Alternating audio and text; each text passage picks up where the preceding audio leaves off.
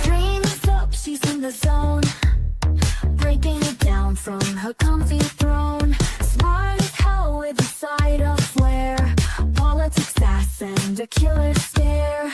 Crazy's lurking tail in the frame, chat's already playing their games. That target day, sharp and bold, hot takes drop while the chaos unfolds. Truth with bite within the way, still showing up every streaming day. Brains and vibes, she leads the pack, now buckle in, no looking back. That dark night, let's go!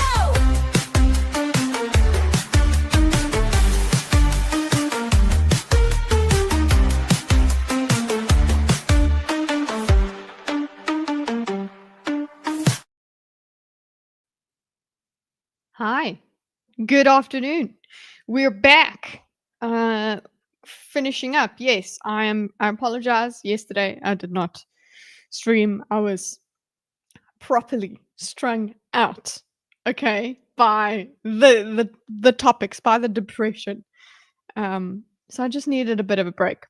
And that's actually kind of what I'm going to be figuring out. It's not having a break now, but I think the pace at which I'm going has, for now, I've been promising you summary videos for quite a long time, and I haven't delivered yet. And that also is because of just my scheduling. So I'm going to stop trying to focus on making sure that I finish my diagrams in 1 week.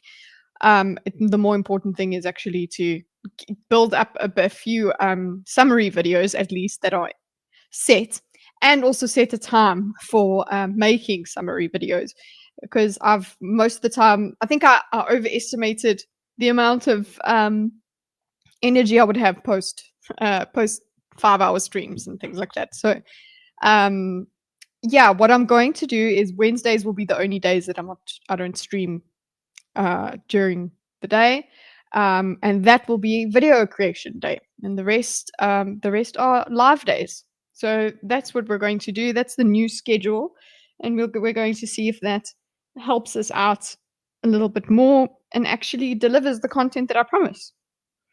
So there's that. Hi, Joseph. How dare I? How dare I not stream? I left you guys in a lurch, did not give you anything, but just I posted some videos that you could watch instead. I gave you the V video about South Africa because it was making all the news.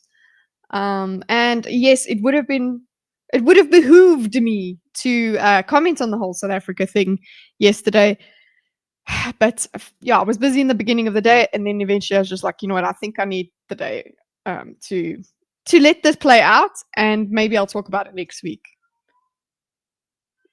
That's a cat. Axel, what's it, baby? Now it's Axel who's meowing and carrying on. It's not Daisy causing crap. Axel, come here. Come here, baby. Yeah. So anyway, we are going to finish this today. If I stop waffling and just get into it, right? Let's get into it. Diagramming and wake up. There you go. So basically what we're going to be doing, the section that is left to us for today's diagram is the questions section of the discussion, which is they come from the audience, but we have had what's the name? We have had the moderator give us a question, if you remember yesterday. Axel, come here. There is food. There is love. I don't understand what you need. Come here. Are you stuck? Are you stuck?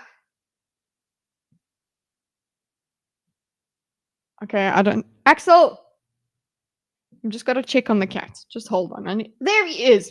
Axel! You just make me think like something bad's happened to you. You're just sitting here meowing. Come here. Come say hello to everybody. So that they know I'm not talking shit. There's this big Axel boy. He's different to the Daisy dude. You see how big this boy is? Yes, that's a big axie. How many pets do I even have? Just 2. Just the axe and the do. That's why they are the only emotes. Come here. I want you to be my friend. Sit on my lap. Sit on my lap, axie. Okay, no. He's not my friend. No, he's just gonna go and irritate us by meowing in the background. I think he's pining for his Popserino. There is food, and yeah, it's very. He only gets wet food later on, so I don't know what his problem is. But anyway, that's Axel. There is an emote for Axel for members. So anyway, what we had yesterday was the prerogative question from the moderator. I want to take my moderator's prerogative to ask a question of Scott. I believe Bill Crystal has basically asked you for a counterfactual, and of course you guys are sometimes talking about more than a century's worth of military foreign policy. So he basically said to Scott, please frame it in just from 9/11, and he did. Scott did. Covered it really well. Bill at least got some ideas in that I can appreciate, as well, where he pushed Scott into having to admit that this means him not wanting America to intervene. He is comfortable with other countries, therefore having bad lack of freedoms for their people. It's not that he supports them, it's that he's not wanting to go out of his way and put his countrymen in the way of supposedly tyrannical governments. He's like, our government will deal with our people, your government deal with your people. And Bill seems to think that Scott won't deal with that fact. He'll be shamed out of his position, and that's not what happened. Hey Sentient, how you doing? So let's just expand, get to where we were. Quite a lot actually did happen because of this question. But yeah, this is basically the last bit. He's fine. He's like, fine. We should. Yeah, he says, even if you want to pretend all of that happens, he is not. He doesn't want to. His name is Doldo. Okay, sorry. Scott doesn't mind. So here we are. Hey, Barmy. Okay, so look here. Let's get. He didn't that those evil men do enough conflicts to have to make sure there was a more just peace. The fact that evil men take advantage of past injustices, grievances, insoluble conflicts does not mean that we then withdraw and hope that those evil men do nothing evil. It means we should stop. It means we should stop doing evil, terrible things that provoke them. So yeah, that is his position, but there is also the thing that evil men will come in and do evil things, and that's something we have to be comfortable with, and maybe outline where our line is. And it seems like Scott is not for just sitting in your backyard and not doing anything completely. He just wants smaller actions. It seems like it, but and it seems like if with America we were to withdraw from these conflicts and things like that, he thinks, at least he's of the opinion, that it will provoke less action. But there is something to be said for enemies provoking you outright, attacking you in order to provoke you. But yeah, it seems very clear that if America were to just withdraw from most things, there would maybe be some sort of respite. It means we should force gender studies on Afghanis. Yeah, exactly. All the Afghans need to learn. All they need is an education, and it will be fine. Okay, then they'll change completely. Doing evil and terrible things that provoke them. We did. Well, that's ridiculous. That's where I'm just, okay, fine. I'm just going to say, I do not believe that we did evil things that provoked 9/11. Okay. Thank you both. He took that to its extreme. Okay, so he goes, okay, thank you both. So we finished there. Now this is going to be the question and answer version from the audience. So audience questions. Let's go. That was a good and lively exchange, and now we are going to put it over to questions. Please don't identify yourself. Don't identify yourself. Just ask your questions. Just ask your question as a question. If you want to address it to one or the other party, say so. But otherwise, ask the question. Please take it away, sir. Take it away, sir. My question is for Mr. Bill Crystal. Okay. My question is for Mr. Bill Crystal. Clearly, American foreign policy is in the great pivot to China. We have two major fighter jets being designed right now with China in mind. We have aircraft carriers being designed with China in mind. Right now, we sail pretty often our Nimitz-class carrier into area that China considers their waters. And there's 6,000 souls on board those Nimitz-class carriers. And China has missiles that can strike them. If we were to lose one carrier, that'd be 6,000 dead. That's. I think they're going to start getting a bit annoyed. With he's got quite a context for this question. For this question, because it's for Bill, I'll outline it in Bill's color. But yeah, let me just I've copy pasted some stuff. That's border, and it will be Bill's color. Let's make the border a little bit thicker. Not that bold. There. Okay. For Bill Crystal, so he has the context. Clearly, America. I guess he called it the Chinese. Clearly, American foreign policy is in the great pivot to China. Okay. So that's his one statement, and then he's going to land up asking questions based and giving more context. Okay, we have two major fighter jets being designed right now with China in mind, apparently. Again, another one, we have aircraft carriers being designed with China in mind right now. Okay, in China in mind, whatever that means. What do you mean by China in mind? It's designed to attack China. Then we've got China. Then we've got right now. We sail pretty often out our class carrier into areas that China considers their waters. Okay. So yeah, just adding. And there are 6,000 souls on board those things. That's right. Sorry, considers their waters.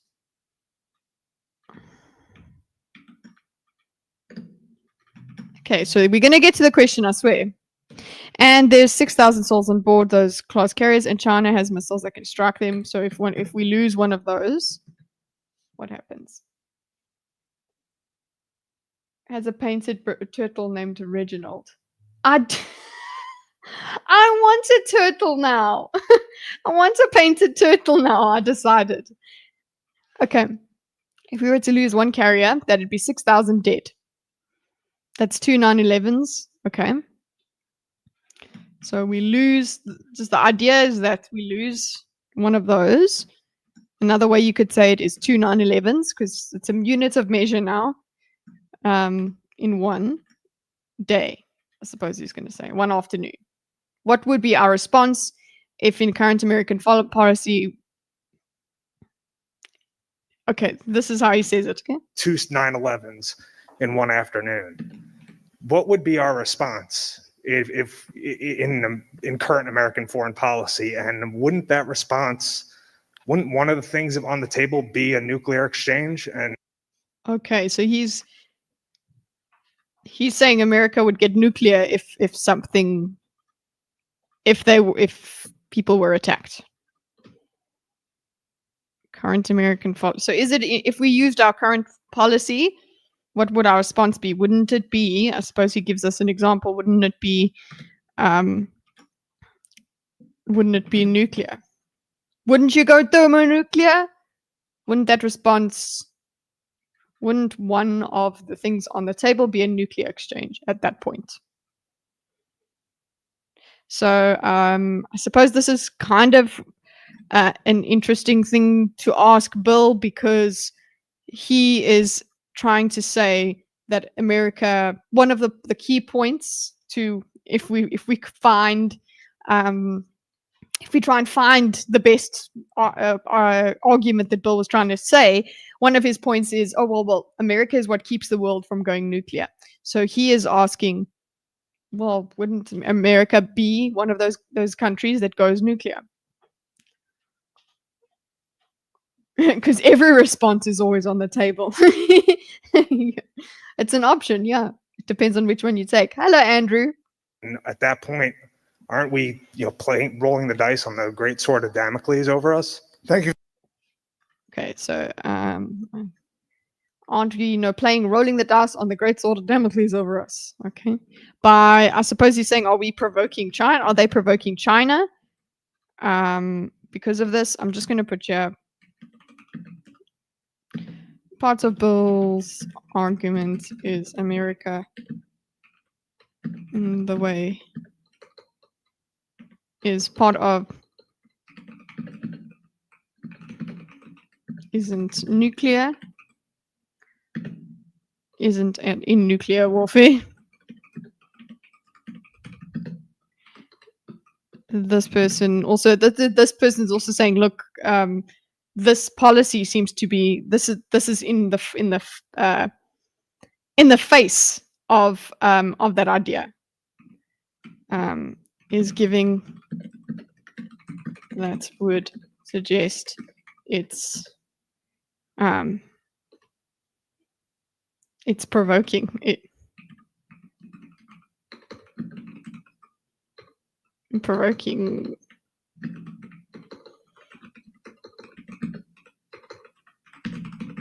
Okay, so that's probably why he got the question to be asked. Let's see. Great sword of Damocles. It's hanging over our head. Give you a question, Bill. I mean, China is a big challenge to the U.S. It's Oh a very my unfortunate. fucking god. He said, remember guys, the words that bro uses, he goes, the Middle East is a challenging area. So his answer is China is a challenging area. Sorry, I am judging him immediately on the first few words, but that's just my heartfelt reaction at this point. So thank you for your question, Bill. Yeah, I mean, China is a big challenge to the US. Cool, there's an answer. That the bet on liberalization in China, which was not a crazy bet, that economic involvement would encourage political liberalization. So we've got challenge. Wow, yet another challenging area. Okay, I guess that's one idea on its own. Then it's very unfortunate. Another word. Oh, Daisy and Axel are losing it. Guys, could we not? Blessed with 2 kitty streams in one day. Yes, because I did not stream yesterday. We have to catch up. Why is China challenging? Who propped them up by moving all the manufacturing there? Well, we're trying to move it back, I promise. And your iPhone's going to cost $3,000 or whatever it is now. It's very unfortunate that the bet's on liberalization. So this is, by the way, they were trying to liberalize China, and it wasn't that bad of a bet, but also it didn't land up being good. Okay, this is the second time you've come in here and self-promoted in that way. I'm just going to time you out, okay? Don't do that. Self-promotion, I guess self-promotion in that way is cringe, boy. Don't do that. Okay. You're just spamming my chat with come and go to this channel. That's you're not even beat me to it. There you go. Yeah. I just self-promo Andy's. It's yeah, Andrew is very bad. It's like, hey, I've got no, but at least he involves himself in the conversation, in what we're talking about. And bro just comes and puts in a copy paste like a bot. So it's very unfortunate that the bet on liberalization in China was not a by the way, which was not a crazy bet, but it's unfortunate. Bet was not a crazy bet that the economic involvement would encourage what liberalism there. Political liberalization. It may have worked for a while. It's now been reversed by Xi. Okay. Cool. You spelled China wrong. It's China.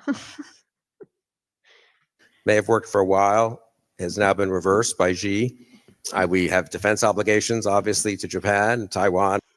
We have defense obligations to Japan, Taiwan. Okay, so is that it justifying why you going with your aircraft carriers in certain waters? Is that what you're saying? Do we have defense obligations, obviously, to Japan, Taiwan, and elsewhere? Okay. So I guess China could be another example of interventionism that didn't work. Okay. We have defense obligations, obviously, to Japan and Taiwan. Okay. Okay. And elsewhere. Oh, that he thinks that in general they have maintained peace. So here we go. And elsewhere.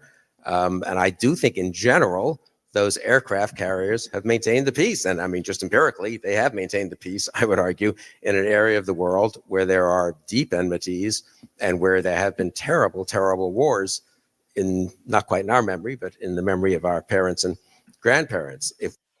Okay, so the fact that China won't, hopefully, is it, I suppose, who would you blame if China went and provoked America by shooting missiles at America? What people would say is, no, America provoked them into shooting those missiles because America was in those waters. So America would then be the one that is provoking. So your thing of it being safe doesn't make sense. But he's saying, no, it does make sense. It does keep people safe because they're a deterrent. That's the main argument here, is that America being a big bully that you don't mess with helps everybody stop, which is the function of an alpha dog, really, in a pack. The dog, if you see a proper alpha male or alpha dog come in there, like if other dogs are fighting, they stop that shit. So I'm not going to say, okay, that makes this argument perfect. But I'm saying that's the mechanism that he's trying to lean on, that it keeps the peace because there's one big boy that swings around in there. But of course, many people, like Scott, will say that's provocation. You can't expect China to just sit, to just lie down like a little doggy. I'm lost with the debate since season 1, since session 1. It's okay. We're now on questions, so you don't even have to worry too much about what was said before. You're on the verge of making your 3rd cup of coffee. Woo! I was on the verge of that as well. If you have decaf, have a 3rd cup of decaf, and don't be upset with me for advocating for decaf coffee. Okay, it's better than no coffee. I got judged by a German man at the supermarket because I was buying decaf coffee, and he was asking me if a certain brand was nice, and then he saw I had decaf coffee, and he was like, "You're not the right person to ask." I was like, "Well, sorry." Thank you. I do think in general those aircraft carriers have maintained the peace. Okay. And I mean, just empirically, they have maintained the peace. So he's like, I think they did, but actually, you know what? I think it's not even just what me thinking they have. It's actually true. I would argue in an area of the world where there are deep enmities, where there have been quite terrible wars, Um, it's not quite in our memory, but the memory of parents and grandparents. That justifies it. Okay, and grandparents. If we were to withdraw out of fear, so let's do an extra one. If we were to withdraw out of fear, you Scottish. Historically, Germans are known for being nice people, though. Yes, exactly. And it wasn't man. It was a German man. No, he actually was very nice. He was funny. At least he laughed at me. If we were to withdraw out of fear, and it's an understandable concern, obviously, that let's say there would be a Chinese missile attack on one of our carriers. That's what was brought up, yes. I mean, I think we can deter that without using nuclear weapons or even threatening the use of nuclear weapons. Okay, so he's saying that it actually, the thing of nuclear being on the table there doesn't actually, that's not necessary. We can still fuck your shit up. if you're gonna throw missiles at us, we're gonna throw missiles back. They don't have to be nuclear. We're still gonna fuck your shit up. So I guess that's what he's saying. Yes, Charles, you have to light a candle for Charles whenever he's not on my channel. And if he's not live on his channel, he must be kept alive with a candle. Please do that, Barmy. Nuke should never be on the table. I should hope so. If we were to withdraw out of fear, okay, so he's like, oh shit, I said fear, so I'd have to turn it into concern, obviously. So he goes, let's say there would be concern. So he's agreeing that, not agreeing, he's at least acknowledging that the person has asked him about a certain concern. Okay, and now he goes into the hypothetical, mentions it. Obviously, let's say that there would be a Chinese missile attack on one of our carriers. I mean, I think we can deter that without nuclear weapons or even threatening the use of nuclear weapons. Okay, so he's got that as an extra. But what's next? But if we were to withdraw, we would have, Japan would certainly go nuclear. Okay, so this is how it's working. But if we were to withdraw, we would have, Japan would certainly go nuclear. Other countries in the region, South Korea, I think even.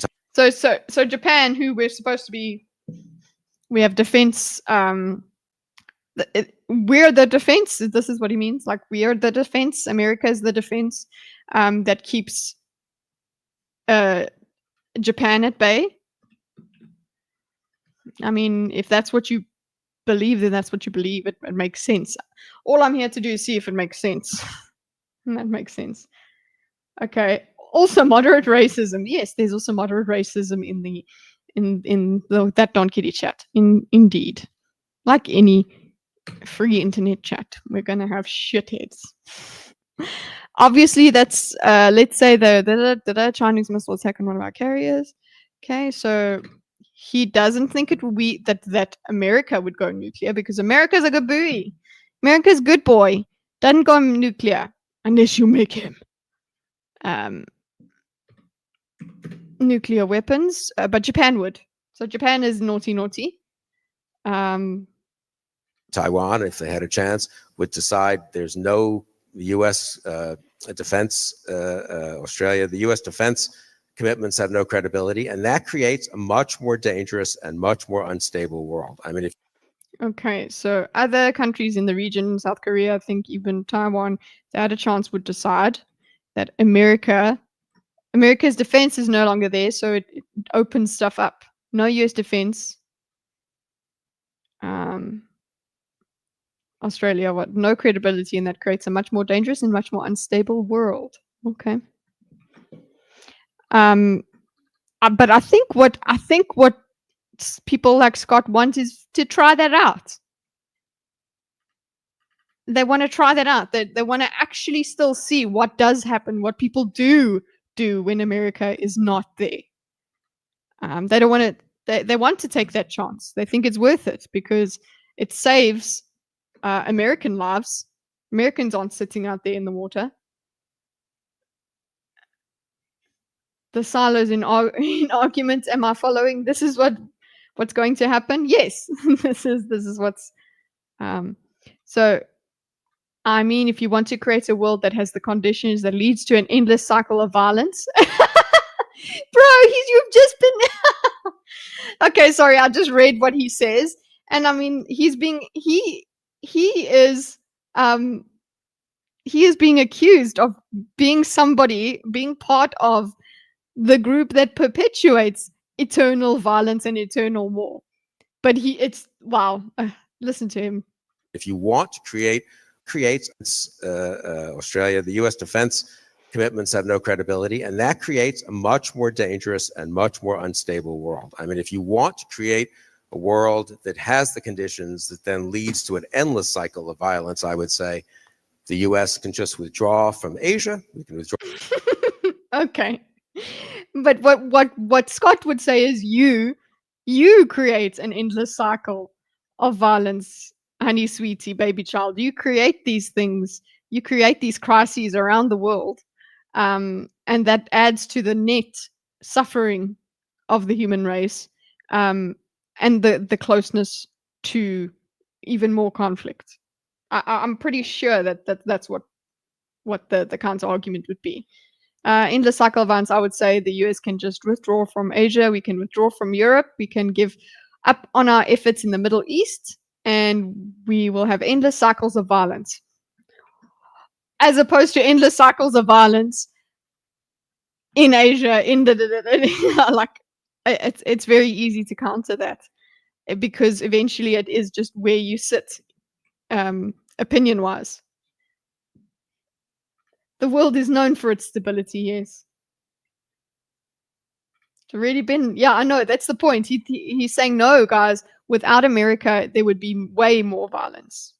You guys don't know. And that fear of the unknown is part of what could hold people like me back in full-throated support. Leads to an endless cycle of violence.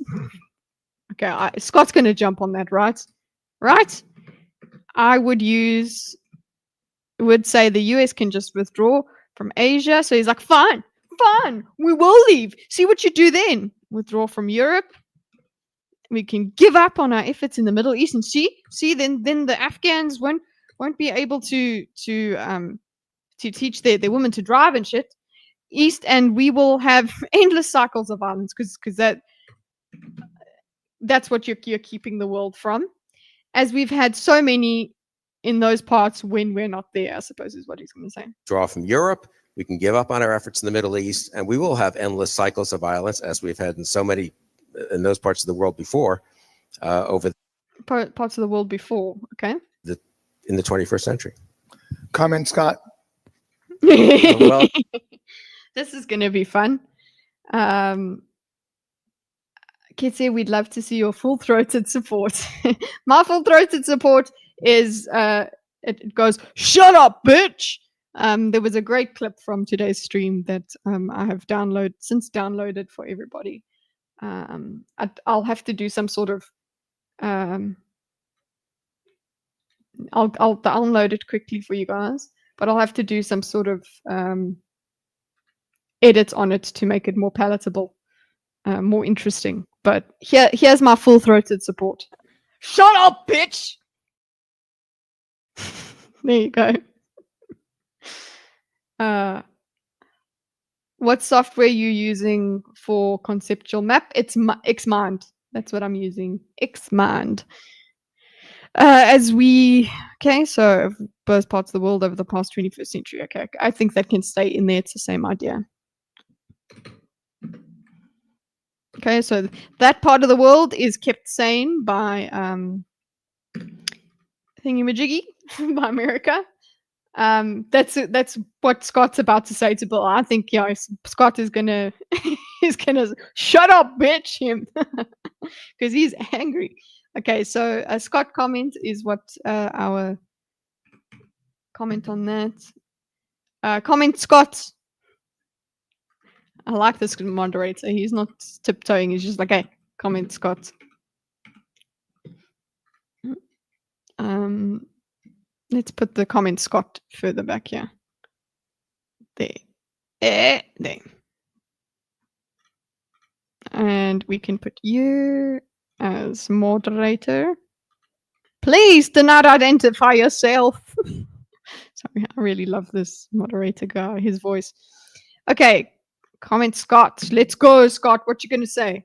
Well, it doesn't make any difference one way or the other to the American people who rules Taiwan. Okay, that's quite a thing. If America is reliant on Taiwan for certain resources, maybe they would have a problem with who rules Taiwan. But I suppose an America first person is like, America is going to create everything for America, so I don't care what Taiwan is doing. So this is his way of this is genuinely the way he sees it. It doesn't make any difference one way or the other to the American people who rules Taiwan. Okay, so you would have to, I don't know, a lot of the time in geopolitics, all just freaking and commerce causes shit. A lot of the time you can't really not be affected by something like that, especially with Taiwan when it comes to computer chips. But I don't know, maybe you have your own computer chips, Scott. Nobody wants to see violence. Okay, so let's go. That would have been a great answer. You've done a bang up job of bringing stability to the area, Bill. Thank goodness you're there. Imagine if you were to leave. Basically, then he would have to say, if I did leave, it would be worse. And there's the argument. That's it. And then Scott would say no, and he would say yes, and then Scott would say no, and then he would say yes, and that would be the argument. Nobody wants to see violence. Okay. Nobody wants to see violence. It would be terrible if China invaded and people were killed there. No one wants that. But if the Chinese rolled into outer Mongolia, does anybody in here think that America should intervene, start a war to protect Mongolia from Chinese aggression? Or there's some things that are just out of our purview and out of our jurisdiction and cost too much. And by the way, back to the cost.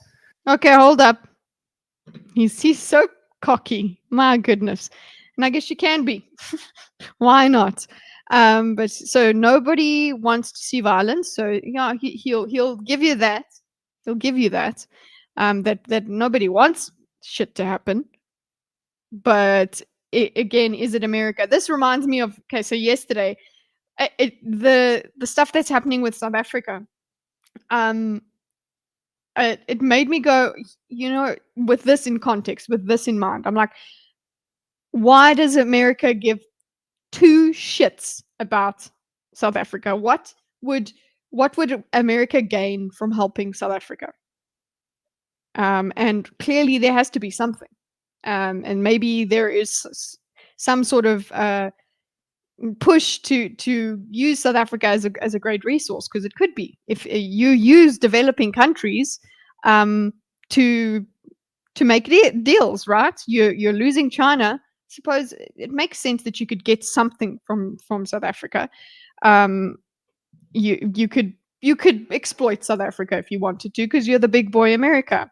But in terms of it being Trump's responsibility to take in refugees from South Africa, that's not his responsibility. I don't see. I understand the people that are going to America are wanting America to intervene. Because it's like we want people to know about it. We want people to condemn the actions of this government. We need an international pressure, which is what happened with apartheid as well. There were sanctions, things like that. So they kind of want that sort of pressure going on to South Africa and South Africans' politicians, because there's the pressure from the people. They give zero fucks. They don't care about what the people want. Then we're trying to get other factors in to influence our politicians. But yeah, part of yesterday's general melancholy was just this. Yeah, now everyone's whenever South Africa makes the news, honestly, it's and I say the news as in the international news, it's like, we just can't do good shit, huh? we just can't. I thought you would be happy. What? Happy with America? I was embarrassed for the leaders that were there. Embarrassed for they were being exposed to, and I want them to be. I want them to be exposed to what other people think of them. Absolutely. Because they don't seem to have any scam. They have no freaking shame when it comes to their own people finding them abhorrent. But if Trump does, then maybe that will go through to him. And when Trump says then we're not doing business with you, that is a good negotiator, because the whole idea is the politicians get all the money in there at the end of the day. If there's no money at all, then your cow is milked dry. It doesn't help you as a politician. And so Trump needs to send Leonardo DiCaprio to SA to find the blood diamond. Yes, it'll be in the bottom of the hole in Kimberley. You'll go and get the blood diamond there. It isn't about white people. This is geopolitics. They want to pull SA away from BRICS. Yes, they do. And South Africa, so much so, does piss me off, because it really has a good time with Russia. It really does. And China. So it makes sense for us to be a little proxy for the Americans. What did I think of Leo's accent in that movie? It was funny. It was a good effort. The South Africans that watched it, I watched it in the cinema in South Africa, and we just laughed when he said the word "dus," because hearing an American say the word "dus" is really funny. Dus is like it literally means box, but well, I guess you can decide what that means. Do us, as in do US? What? I thought his accent was amazing. Does it sound as shitty as a South African accent? Yes, it does. Okay, works out well. Everybody was happy. But anyway, the point is, some things are beyond America's purview. But America, if we can give America something, okay, if we can be a resource to America, if America is interested in our minerals and shit like that, please do help us out. I do appreciate that. But I'm not going to pretend that it's because Trump is such a good guy that he cares so much about stuff. It's like, even if you do care as the president of America, your first priority is to your country. That's it. As with my government, their first priority is for their government. But so much, yeah, actually it's for their government, not for their country. The ANC only cares about the ANC. Trump cares about Western civilization. Yeah, he does. Yeah, give us your people. I wouldn't mind that. I really wouldn't. But then also our people would have to become American. They can't. They need to understand what America is giving them as if they're going there, they're being give us your poor, you're tired, or whatever. Then they have to go and be Americans. Prove me wrong. We have bestowed the title indirectly. What? That make Kitty American. Yeah. Apparently, I'm too much of a liberal white woman. You got enough of those. I need to be a bit more based, and then I'll be allowed in. Okay. Nobody wants to see violence. I think that's true. It would be terrible if China invaded and people were killed there. I think America would care because of the chips. Okay, no one wants that, but I suppose there is that level of, oh my gosh, people are dying, that's horrible. There's like a bit of that human responsibility that happens, but at the same time, your mandate as a government official, as a leader of a country, is to do what's best for your country. No one wants that, but if the Chinese rolled into Mongolia, so does America have any interest in Mongolia? I don't think so. Does anybody in here think that America should intervene? Start a war to protect Mongolia from Chinese aggression? Or there's something that they're just out of our purview and out of our jurisdiction and cost too much. So that's another thing. If you're going to get involved, what's in it for you? And I don't think it's tyrannical for a government to say what's in it for me, because then you should be able to go to your people and say to them, what's in it for us? This. Okay? That this cost, yes, but here's the benefit. And I don't know if saying we're fighting for freedom would actually help anyone. I don't think people. I wonder if people could get into that again after having seen World War. Whether you could convince people to go on an emotional journey. I don't know. It seems like nobody glorifies war anymore. Or am I just not seeing things clearly? Oh, also, by the way, I forgot that my music isn't playing. There you go. I was wondering because I could just hear my voice. That was a problem. Even though I watched about 40 minutes. Oh, great last stream. Which stream was it? Oh, the Thinker stream? I should hope so. You resemble a friend of mine from an area of the Mediterranean. Well, that's good. I'm Mediterranean. I don't need 23andMe to tell me that. Okay, so I've got hairy arms, I've got dark eyes, I've got thick eyebrows. Mediterranean. No one wants that, but if the Chinese cake will cost too much, so the cost benefit is something. And by the way, to go back to the costs, so let's see how affordable all this is. Oh goodness. So you know what, he's like, I have a response, but also I'm going to give you more shade. Hey Sparkles, yes, I am back. I'm finishing. Mr. Crystal has said repeatedly just how affordable all of this is. But our national debt is $30 trillion right now. We spend something like $1 trillion a year on militarism if you count the VA and the care and feeding of the nukes at the energy department.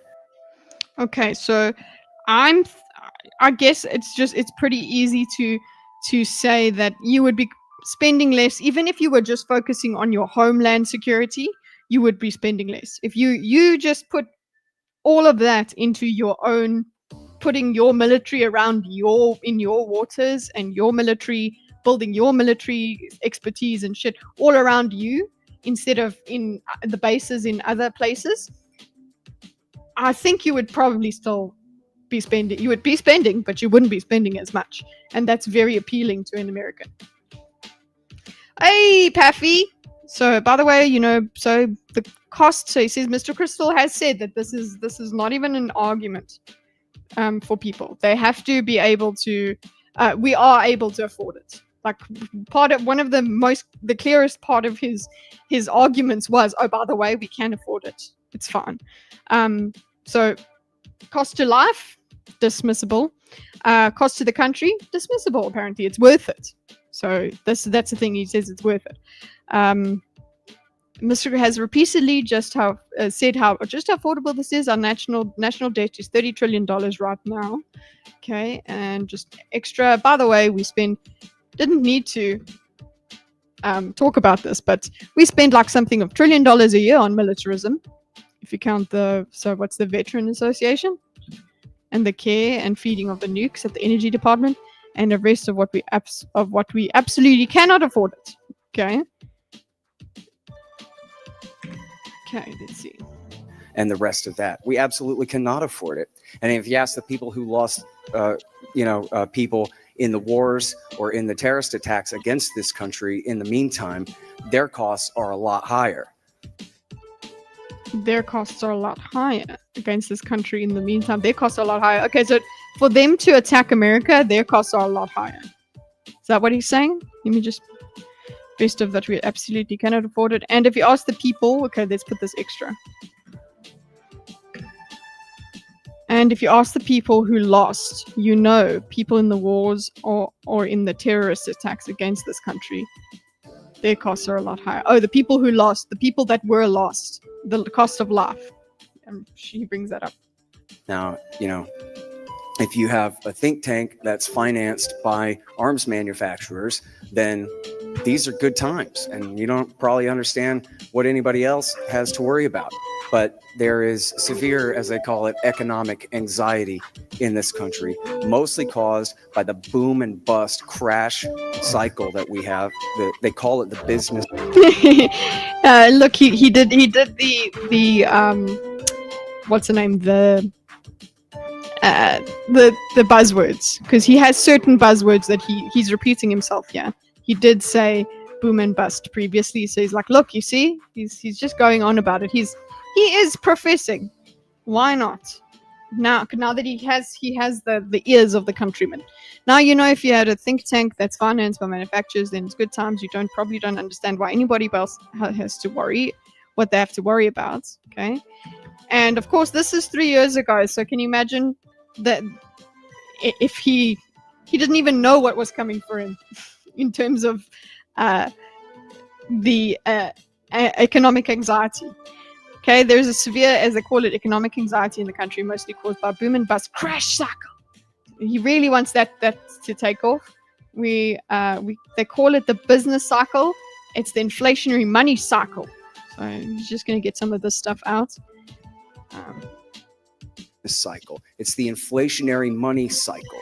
And the reason they keep expanding the money supply is to make the world empire seem free. For all those checks he was seem free. It does start to give sort of conspiracy. They do this. They. When it comes to this, but I have the sneaking suspicion that if you ask him for facts, he can bring it up. Hi and bye. Hi, Carl. Bye, Carl. Can we get Hanson for the background music? No, we will get struck. Barmy, if you can give some sort of remix, that works. We will get copyright struck. Call it business cycle. It's the inflationary money cycle, and the reason they keep it they. That's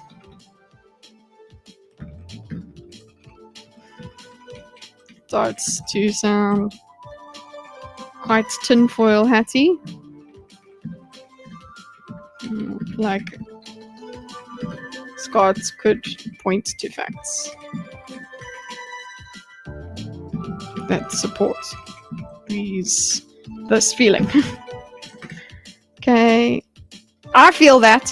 That's just me feeling.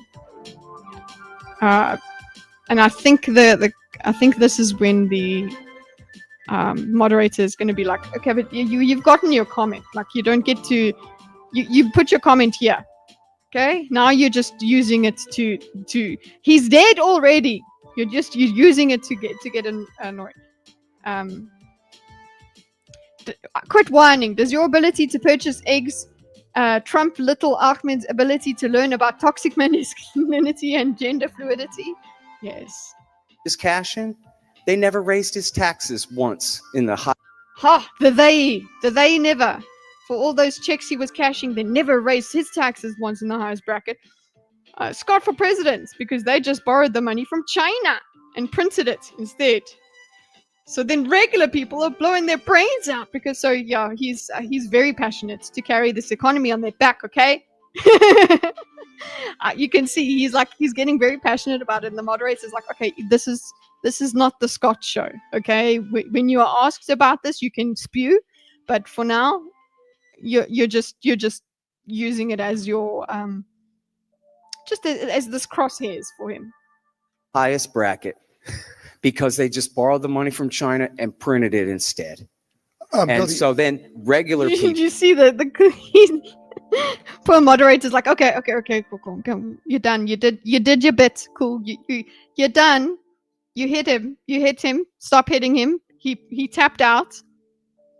People are blowing their brains out because they're forced to carry this economy on their back. Okay, next question over there.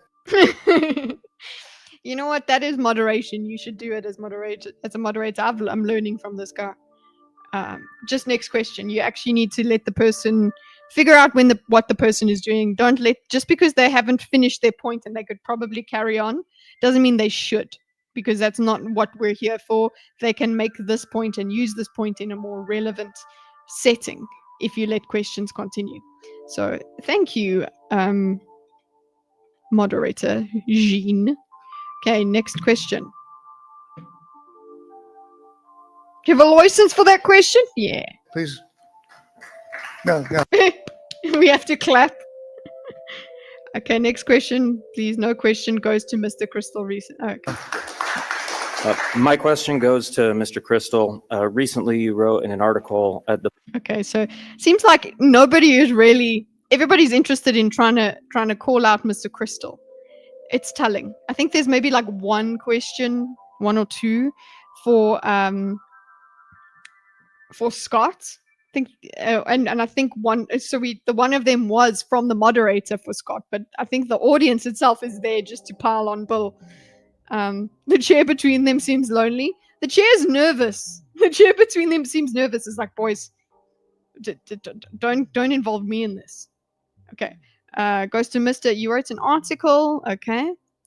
And the Bulwark commenting on some of Biden's comments about Afghanistan recently, because they had just withdrawn from Afghanistan.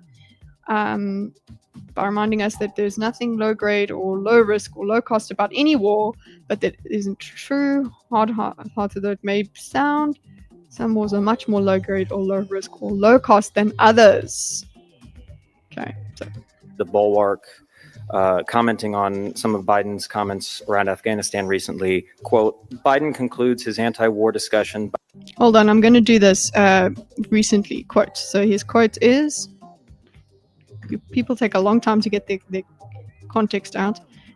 Biden concludes, and this is recent, so you don't get to go, oh, it was in 1997, I don't remember.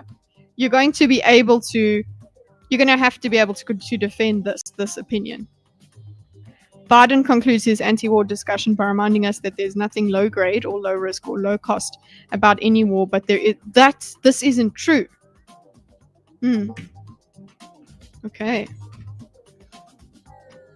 By reminding us that there's nothing low grade or low risk or low cost about any war. But this isn't true. Hard-hearted though it may sound to say this, some wars are much more low grade or low risk or low cost than others. So he's saying, yeah, we do grade how much, like the cost of a certain war. Sometimes we're okay with it and sometimes we're not. So first, Mr. Crystal, could you define a little more specifically what you would view as a low grade, low risk and low cost war?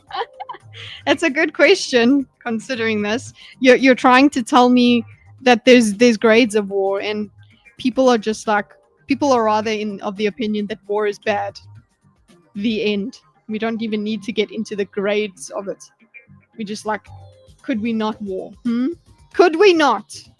The end. So first, Mr. Crystal, could you define a little more specifically what you view as low grade, low risk, and low cost, and then point to a specific intervention, say in the last couple or few decades, that you view as meeting that criteria and having been successful? That's a big ask. Okay, point to a specific intervention, which is what we would want from his argument in the first place, right? He's trying to argue that this is good and we're good. So remember, we've just had the tirade that was Scott giving us all of the examples of absolute shit shows, right? And he has not defended any of those shit shows, except he said, no, there's stability in the region, and there would be much more violence if we went there. That's his argument. But this person is asking, give me one example of a specific intervention in the last few decades that you view as meeting those criteria, that it was low cost. What was it? Low cost, low grade, low risk, and it was successful. Because it seems like none of this is worth anything. Okay. Yeah. Hey, Andrew, you have to have all of your sentences like this one. Okay. You see, you said yay, I won. You have to have some words in your in your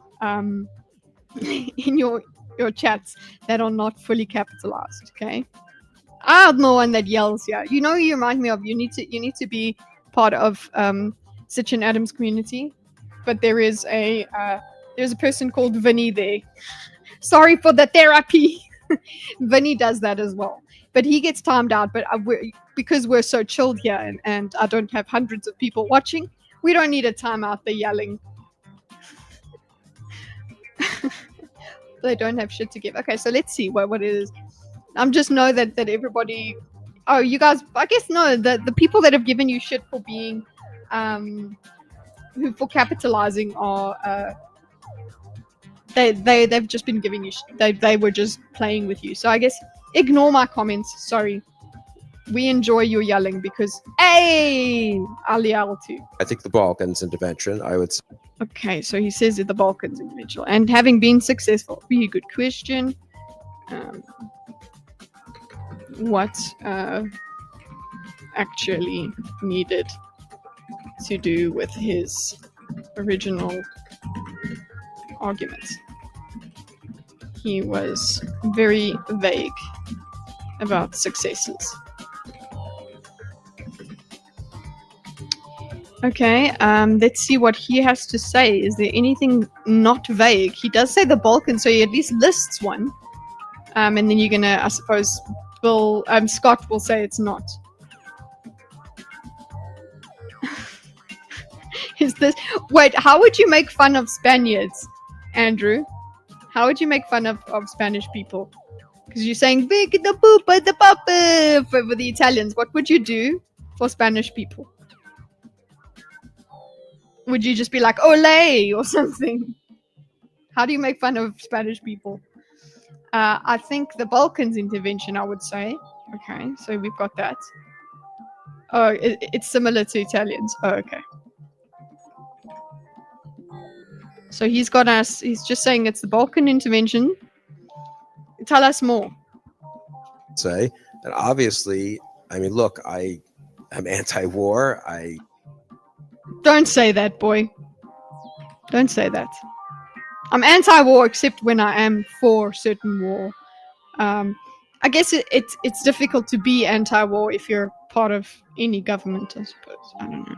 Just any part of any superpower, you can't be anti-war. Siesta and fiesta. Yeah. Well, yeah, it's summer now. People are going to be having siestas. And going to the spiaggia. I think the Balkans intervention. Okay, tell us about that. And obviously, I mean, look, I'm anti-war. Okay. I hate the idea that we would send, and most Americans do, the idea that Americans are yearning to send young men and women abroad to fight. That's not the case. I'm not finding this very concrete an answer. I hate the idea that we would send, and most Americans do, the idea that Americans are yearning to send. I'm anti-war, so I'm just going to put this. This is just him being anti-war. We don't want to send. I hate the idea that we would send, and most Americans do. So let's put that there, and most Americans do. The idea that Americans are yearning to send young men and women abroad to fight. That's not the case, okay? We do it reluctantly, guys. We do it reluctantly. If anything, it's the opposite. Okay. Young men and women abroad to fight. That's not the case. If anything, it's the opposite. We're a large commercial country. We enjoy, and as we should, pursuing happiness here in the United States. We have oceans protected. Okay. We're pursuing happiness here in the United States. Cool. We enjoy pursuing happiness. We have oceans protecting us. Does this answer the question? Okay. Us. We don't have a long historical tradition, as maybe we have some tradition, of course, of fighting on this country. Oh my God. We don't have a long historical tradition. We have oceans protecting. Look, this is how fragmented your answer is, sir. Okay? We've got, I hate the idea that we would send, okay, people are saying, no, we're reluctant when we send our people over to fight. Promise. Also, by the way, with our history, We have oceans protecting us, which that's an argument that people have, that they say you don't need to be out there making bases all over the fucking place. Okay, we don't have a long historical tradition, but actually we do. Whoopsie. As maybe we have some tradition, of course, fighting on this continent. Okay, so by the way, oopsie, yeah, okay, we did kind of start off that. And then, not always justly, obviously, but we don't have the kind of European type history, okay, because you stood yourselves against the tyranny of the British Empire, okay, the evil British, yes, continent. Not always justly, obviously, but we don't have the kind of European type history. okay, not always justly, obviously. Why you're just saying words, sir. But we don't have the kind of European time history. Just so you guys know, Europe is not America. I'm glad you are here, Bill, to let us know. And so Americans, I think on the whole, refrain from wars. Okay. Oh, Jesus. Okay, so by the way, Americans refrain from wars. Just so you know, this is what you're known for. You're not known for. And so Americans, I think, on the whole, refrain from wars. And it is good to have an American president, honestly. And I think almost every American president falls into this category. Okay, and it's good to have an American president, and I think it's almost every president that falls into this category. Okay, so Americans themselves, no wars. I would agree. People are not they're not war hungry. There are very few war hungry people. They just want to grill. Okay, and it is good to have an American president. Honestly, I think almost every American, who is reluctant. Okay, he's reluctant. It's a sacrifice he's willing to make to send young Americans off to war. Okay. So American presidents are, on the whole, don't want to send people out. Is this referring to the Balkans? Yeah, exactly, Tarnished. This. You were supposed to have brought that up. Okay. So it's good to have an American president, honestly, and I think almost every American president falls into this category, who is reluctant. So at least he's reluctant. At least he's reluctant to send them off. Okay, he did it sadly. Who is reluctant to send young Americans off to war. But if you think, as I do, that occasionally the threat of war, and even more occasionally, less occasionally, I guess I should say. How many times are you going to change your mind, sir? You're speaking like me, and I want you to speak better than me. You need to be better at speaking than the little old me. But if you think as I do, so this, I hate this when this happens. It really is horrible when you started a sentence and then you're like, that's not how I wanted to start it, and then you try and change it, and you're like, you know what, I want to start it again the same way. So he goes, but but if you think as I do, that occasionally the threat of war, okay, so this is the first part of your sentence.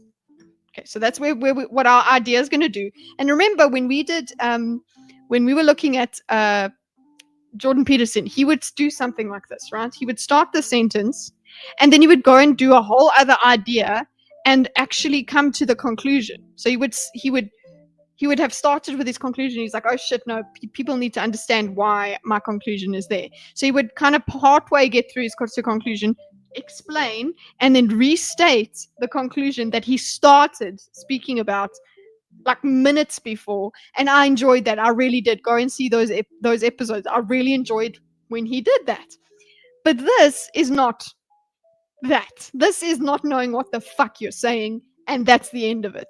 Because here we go. But if you think as I do occasionally, the threat of war, what's the next part of the sentence? We're gonna go to a different idea and then come back to this. Okay, let's see. And even more occasionally. Okay, wait. Even more occasionally. Okay, whoa. Sorry, no. It's oopsie, no. I mean less occasionally, I should say. I guess I should say. Okay, so we had all of these three starter sentences. Okay, what is the point that we are eventually... You got to pick from these three, okay, where he wants to start from. And he goes, war actually engaging in war is necessary. Occasionally engaging in war is necessary. Engaging war is necessary. Okay, so all of this, take your pick, we're not sure, but of these three, war actually, so pick one of these sentence starters. But if you think as I do, that occasionally the threat of war actually engaging in war is necessary, even more occasionally war actually engaging in war is necessary, less occasionally, I guess I should say, I'm sorry, I'm really taking the piss. There's no need for this. There's no great grand analysis that I'm doing. I'm laughing at you. Yes, that's what I'm doing. Okay. And then you have to obviously try to confine them to less costly wars, both economically Okay, but economically and and much more importantly in terms of the human cost. okay. So yeah, people are just fodder. They're like money. You just throw them. You try and keep some people alive and hope for the best. In terms of the so in term cost and importantly more. Oh, in terms of the human cost. Okay. So by the way, when you do go, so war is necessary.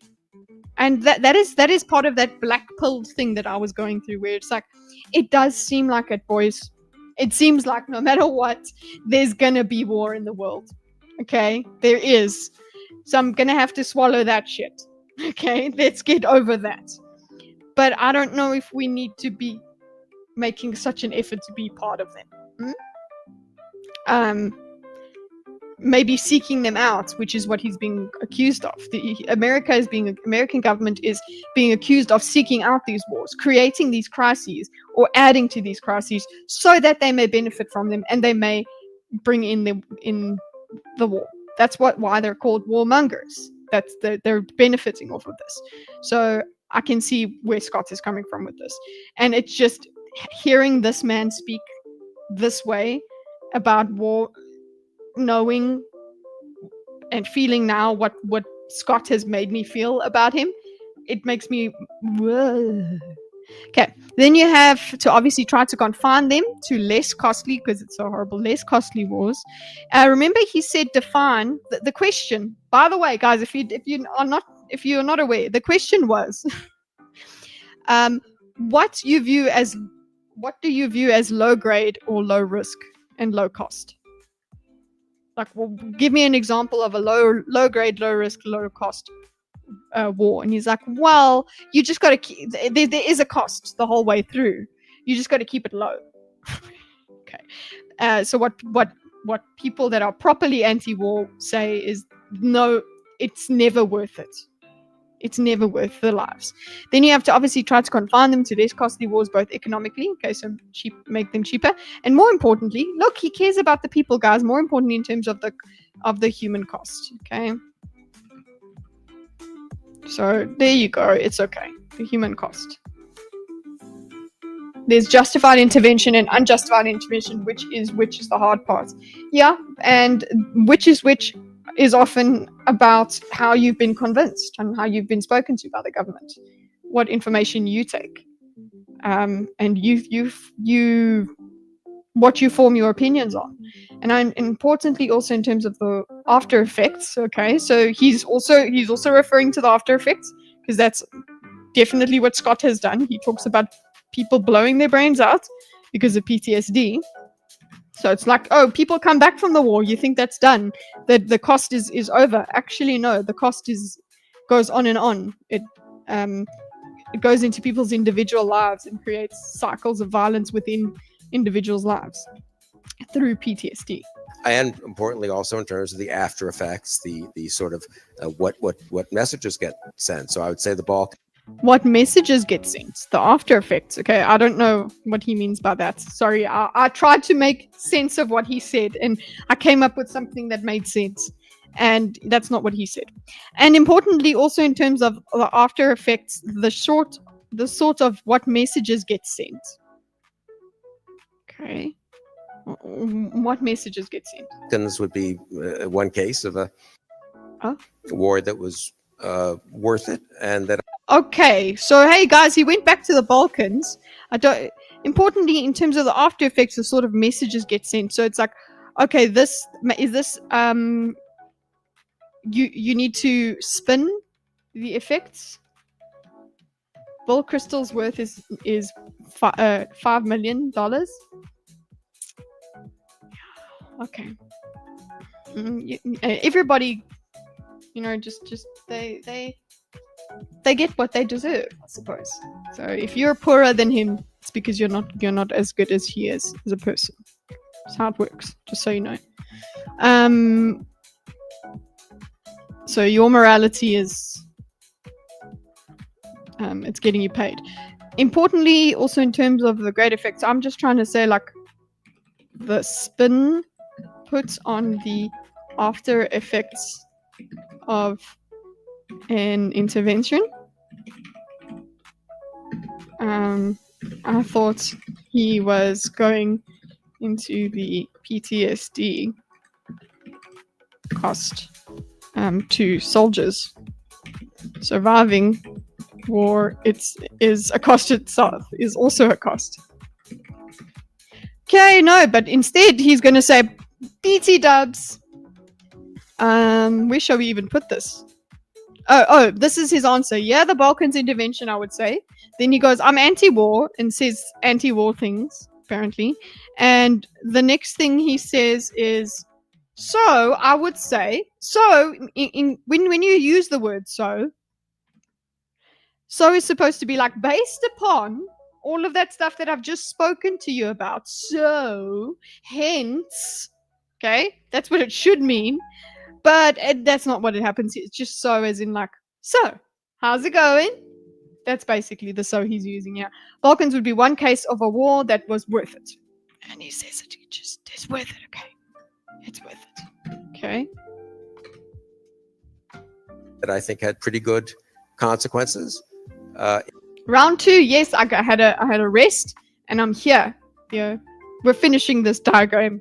In Europe, and that would be one case of what messages get sent. So I would say the Balkans would be one case of a war that was worth it, and that worth it. Okay, it was worth it, and then that I think had pretty good consequences.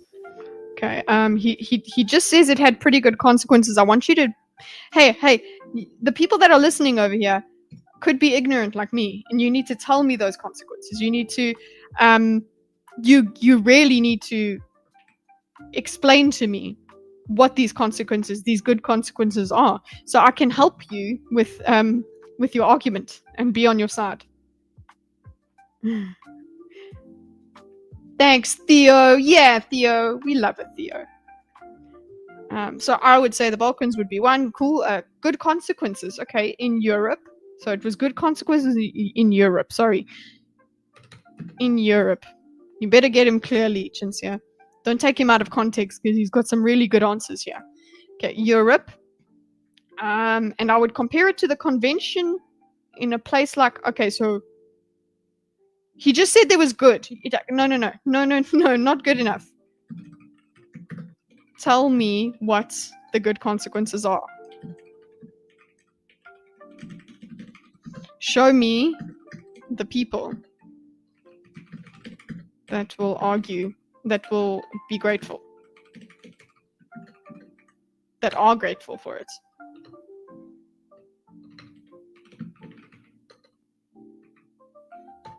It happened. No, I want that.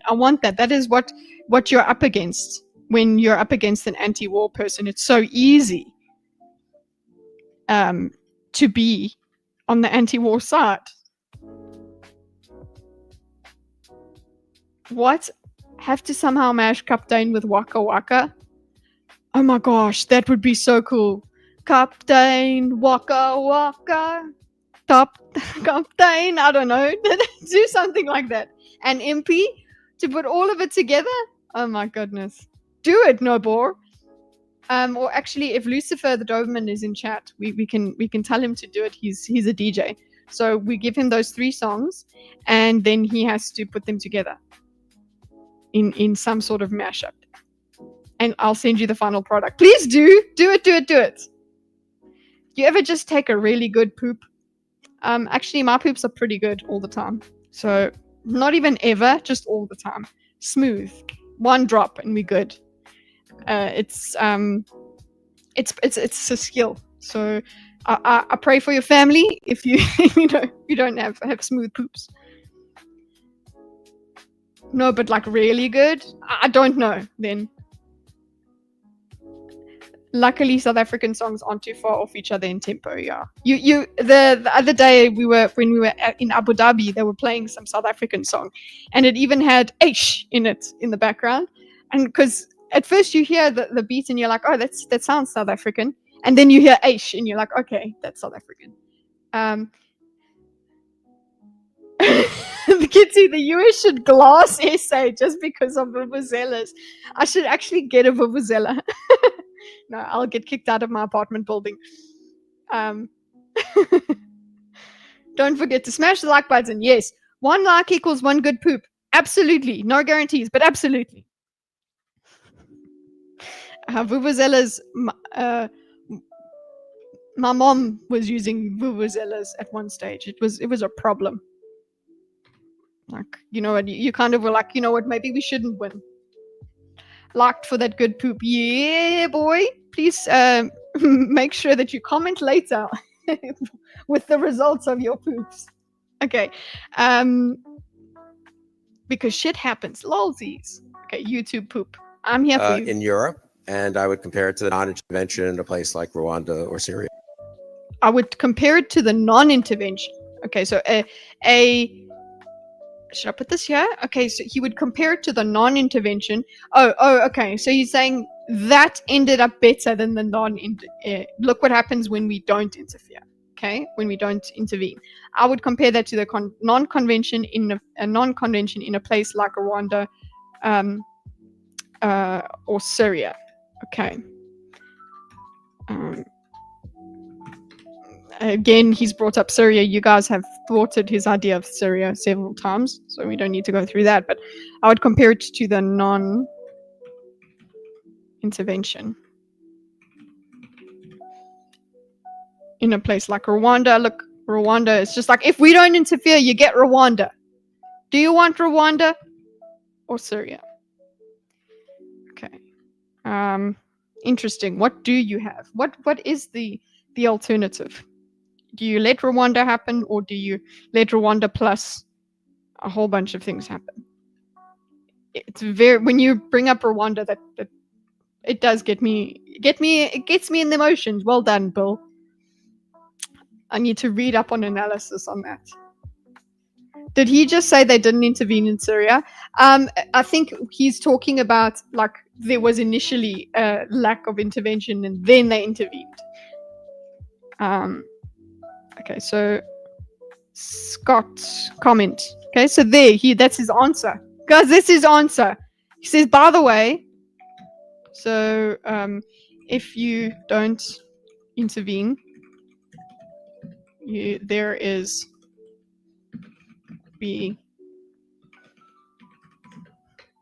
type situations as opposed to the success. That's literally what he's saying of the Balkans. So if we want to go and talk about this, we would talk about how many lives are lost on both sides of this. Is Rwanda actually less of a tragedy, less of a loss of life than a whole ass full-blown war? Interesting. Also, so funding the Syrian terrorists is not intervening. It is. Okay, you're helping your enemy fall down a hill. Just increase their momentum. So we've got Scott comments. Okay. Scott, please comment and I'll stop you. Because you're probably gonna hurt the man again.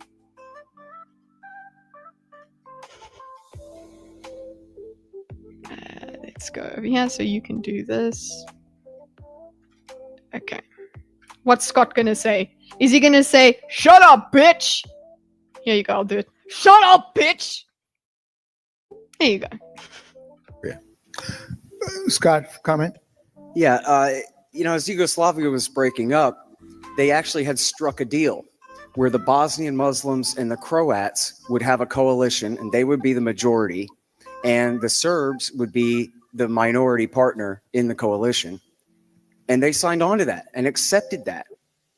It wasn't until American Ambassador Zimmerman intervened and told the Croats to not take the deal, to ruin the deal they'd already accepted. And it's Is this guy related to Nick Rokita?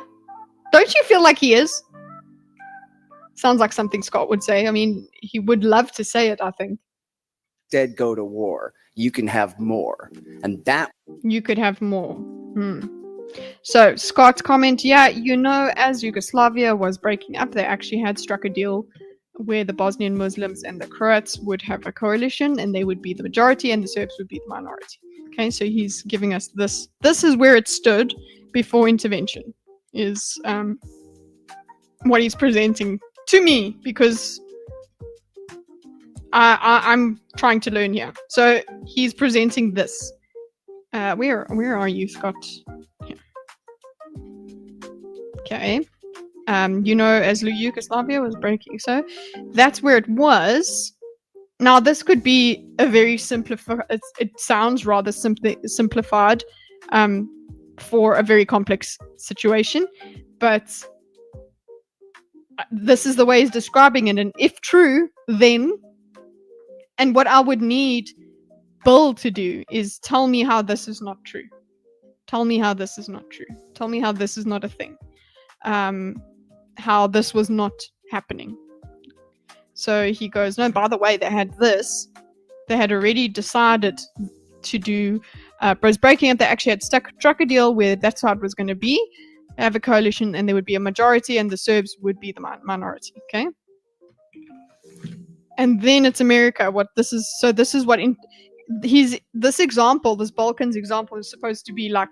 By the way, this would have this could have been Rwanda. Okay, if we didn't intervene, we would have a Rwanda. Okay, so he's like, here, no, they would have had. This is what it would have had. We would have had the Croats and Bosnian would have a coalition, and there would be a majority, and the Serbs would be minority. Okay, they would be the minority partner in the coalition. Okay, and they signed on to that. Okay, so I don't know. You would have to tell me they didn't. Then I would understand. Okay, to sign that and accepted it. That it wasn't that. They accepted that, and he says it wasn't until the American Ambassador Zimmerman intervened and told the Croats not to take the deal, to ruin the deal that already accepted, instead go to war because you can have more. Okay.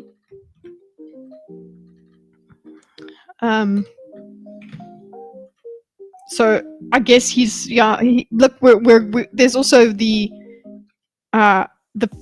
we can't blame just that American ambassador because then these people still made a decision to go to war.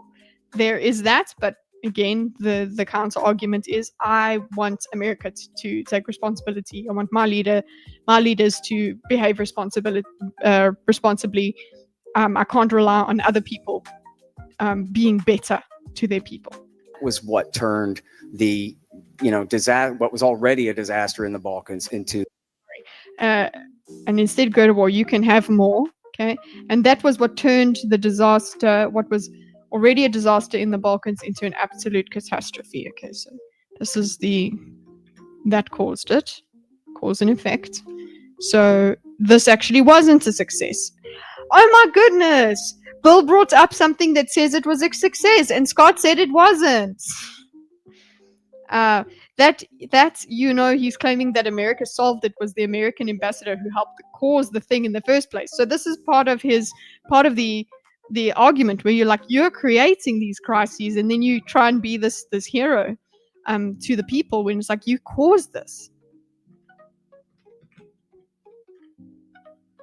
And I'm The absolute catastrophe that he's claiming that America solved. It was the American ambassador who helped to cause that thing in the first place.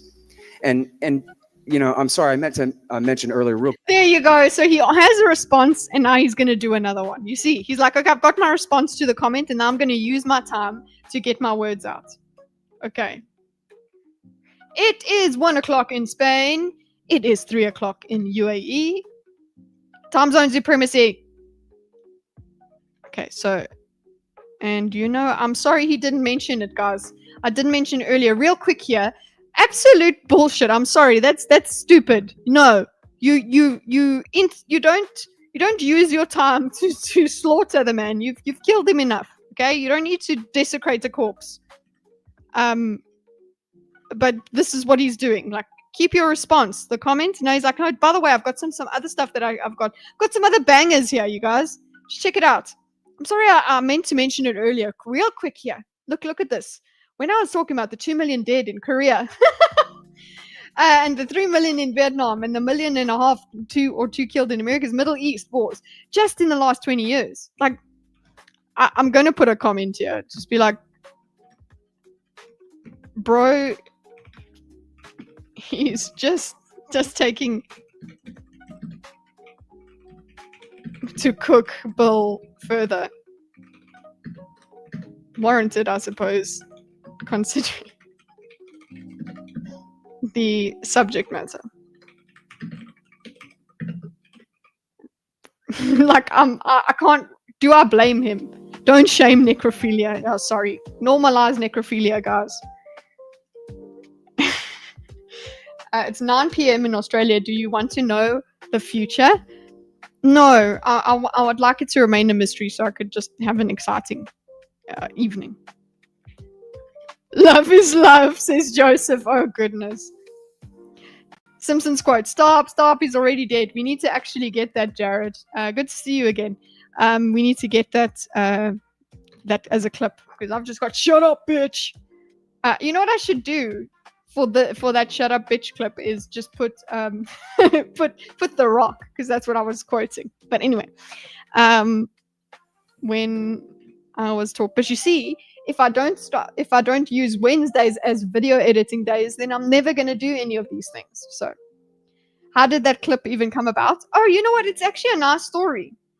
No. The reason I've got an extra story about that. Yes, I was quoting The Rock, but it's because into this morning's stream, this morning's think, we went over some replies I got to a spicy tweet. Earlier on. Go full screen for okay. No, so basically it was just, I'll go and clip further, but the point is, we were going over a Twitter, what do you call it, conversation that I had. Remember, I've spoke about it several times before, but anyway, people were telling me to shut up, and one of the people, they didn't write anything, they just responded with a GIF with The Rock doing "shut up, bitch." So I said, I responded with that. It's not a very complex story, but it was fun. And you know what? Just why not? Why not? Shut up, bitch!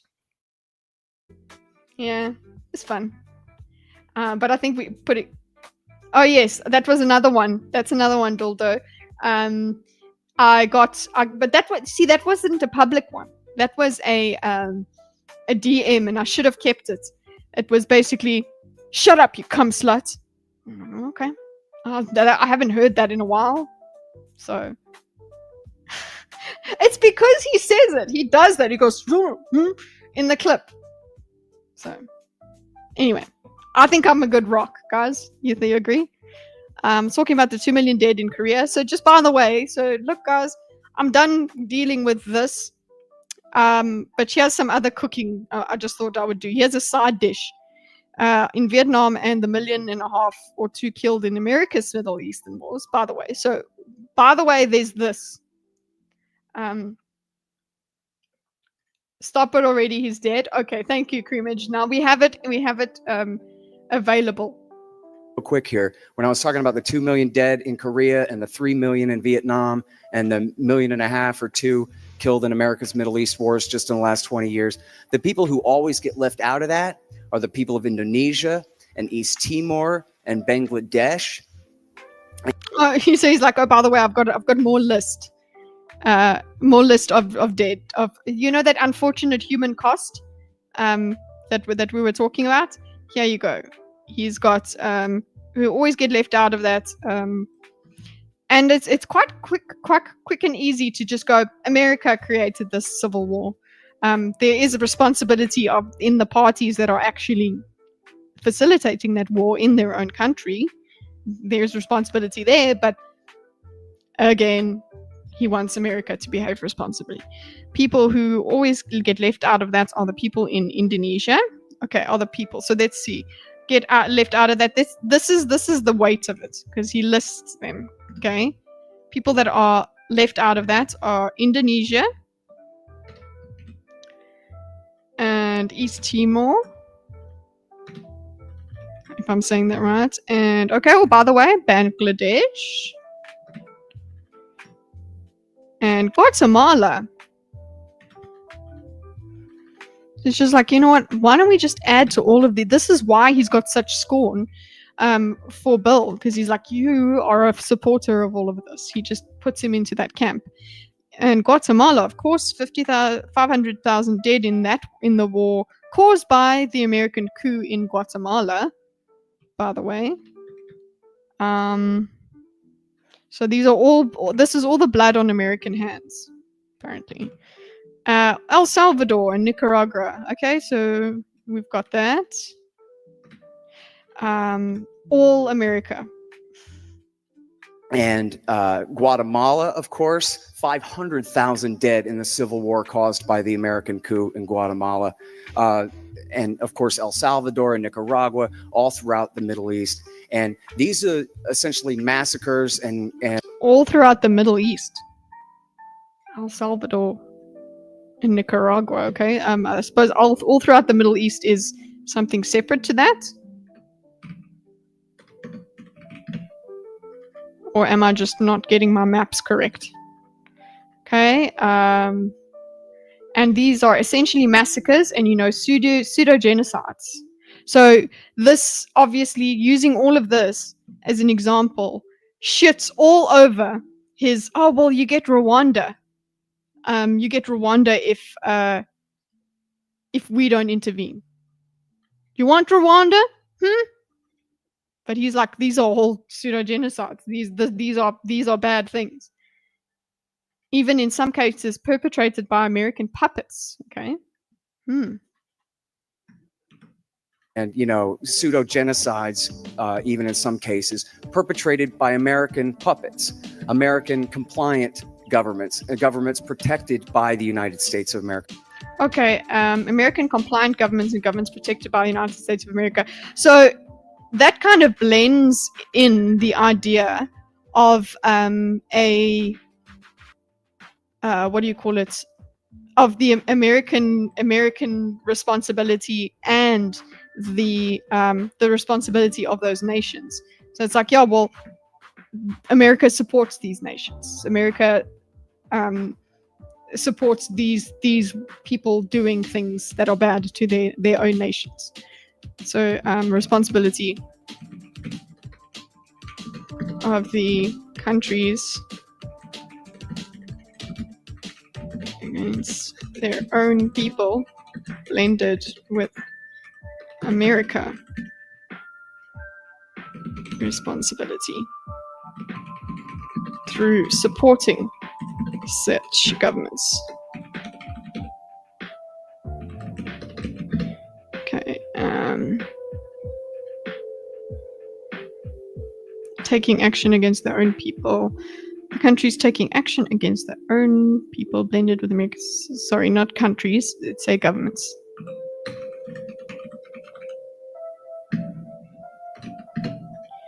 Okay. Let's say government / groups. Okay. For example, oh goodness. So this green light, apparently, he is saying it is acknowledged our intervention in Central America equals bad, and also adding it into Africa. So here equals bad. Basically, equals bad is the argument. For example, here's another example. This is an example of how America lands up using puppets.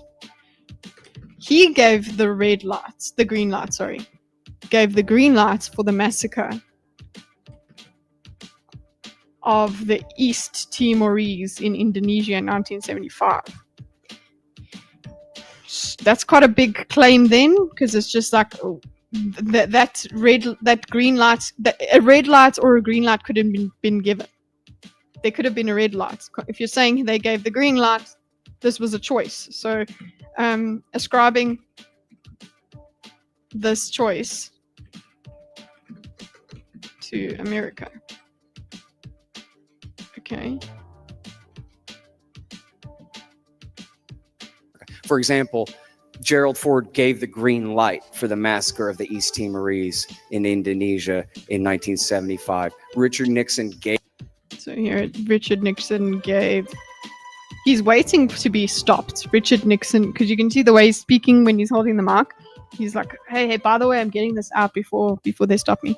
Richard Nixon gave the green light for the Pakistanis. Okay. To carry. But now what I'm trying to understand here with this green light thing is, if America is supposed to give the red light, isn't that also intervention? If America has got to bring in the red light, that is intervention as well. And that might cause shit. So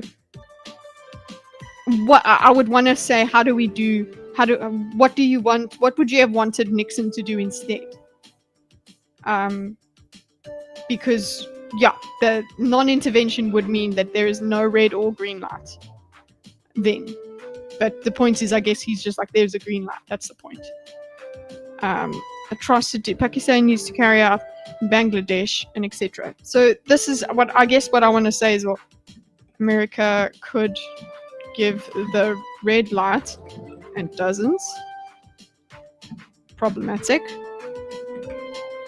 But is giving red light also intervention?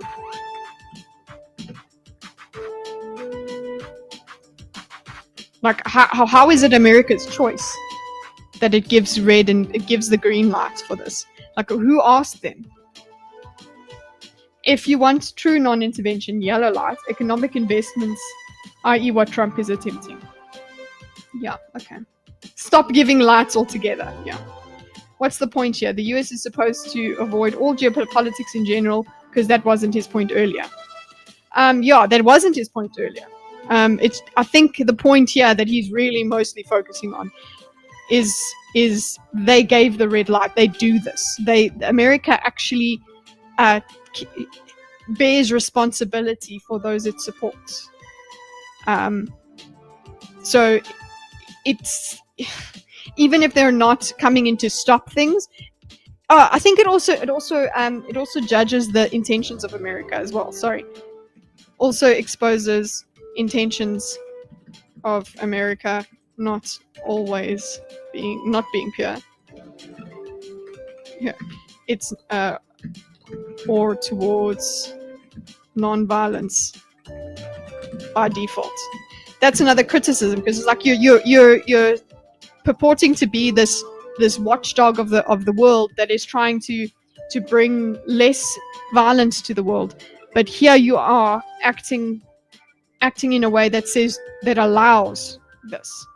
So it's more criticism for America, just the way it's handling itself. I would be interested in what he wants, how he would approach these kinds of situations. And he has shown that he's not this kind of withdraw and stay completely within your borders kind of guy. That's not what he was saying earlier.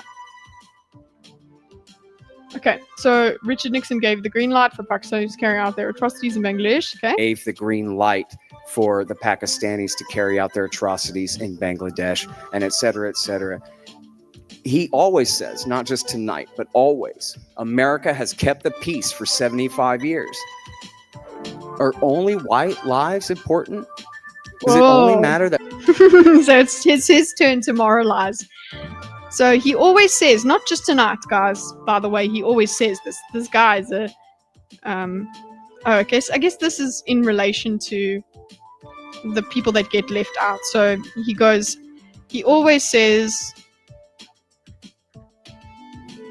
that we keep the peace. So it's just here is the criticism where it's like, you're here, you're looking for peace. So what about these cases where you didn't create peace? And I don't think he is trying to morally grandstand and say, "No, you're racist." I don't think he's doing that. I think he's showing the absurdity. He's truly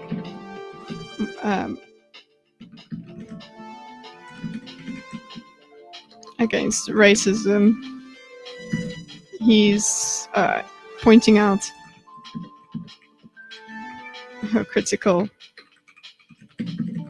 and dishonest pro-war America can be. Or interventionist, sorry, not pro-war, interventionist America can be. Okay. Oh, by the way, I don't know, you might be able to follow along live if you use this link. You can watch me type, I suppose, but that's what you're listening to and watching anyway. Oh, I put a T. Did I put a T there? No, the T is there. Okay. Peace refers to Europe and the West, ignores everything else. Yeah. Kept the peace for 75 years, but all of these brown people died. Are only white lives important?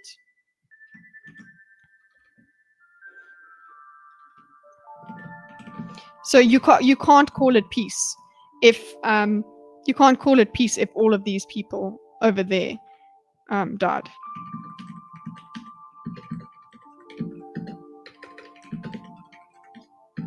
If America allowed all that strife in other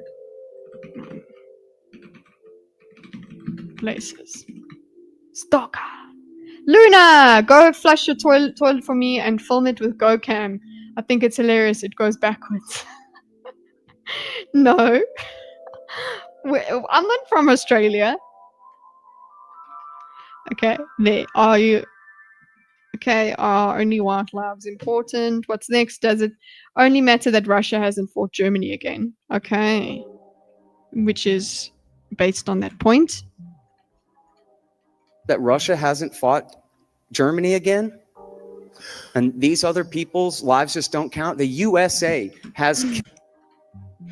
Germany again. The USA has...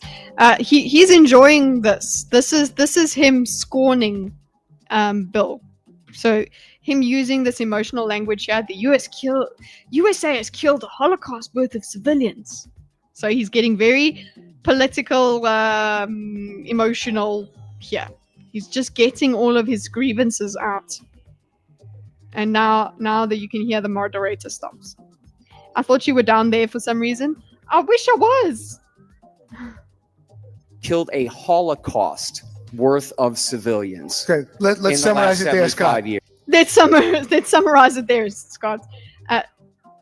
Let's summarize it there. Worth of civilians. Okay, let's summarize it there, Scott. 75 years. In the last 75 years. In the last 75 years. And then the moderator stops. Let's summarize it there.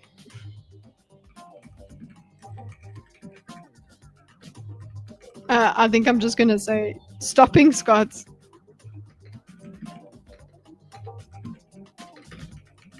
From enjoying his scorn fest against Bill and America. You just see, this is him just getting his, wanting to get his message out. Actually, yeah, you're right. I don't want to be in Australia. I want to be in New Zealand. Just because it's beautiful.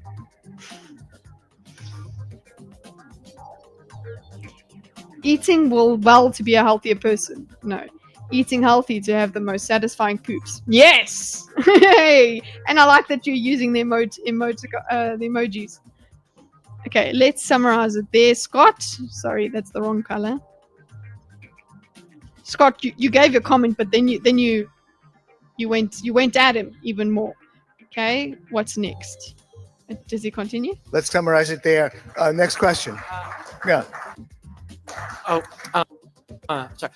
I think he even stops. I think he might. I don't know if it's now, but he might be like, "Oh shit, yeah, I didn't ask." I don't know if the moderator goes, "Oh, like I didn't ask." What's the name? I didn't ask Bill to comment. I think he might. I don't know if it's this one, but there is one point where he's like, "Oh yeah, Bill, comment." I don't know. At some point. Okay, let's summarize it there. Next question. Sorry, a hypothetical question for Mr. Horton. Okay, so we get a question for Mr. Horton. This will be the one that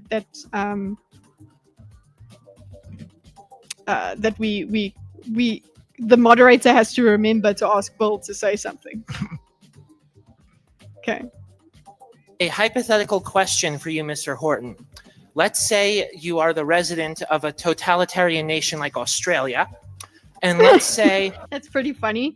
That because this is 3 years ago. Australia is at this point dealing with lockdowns.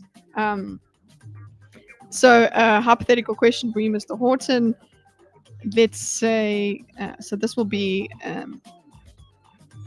the border here will be purple.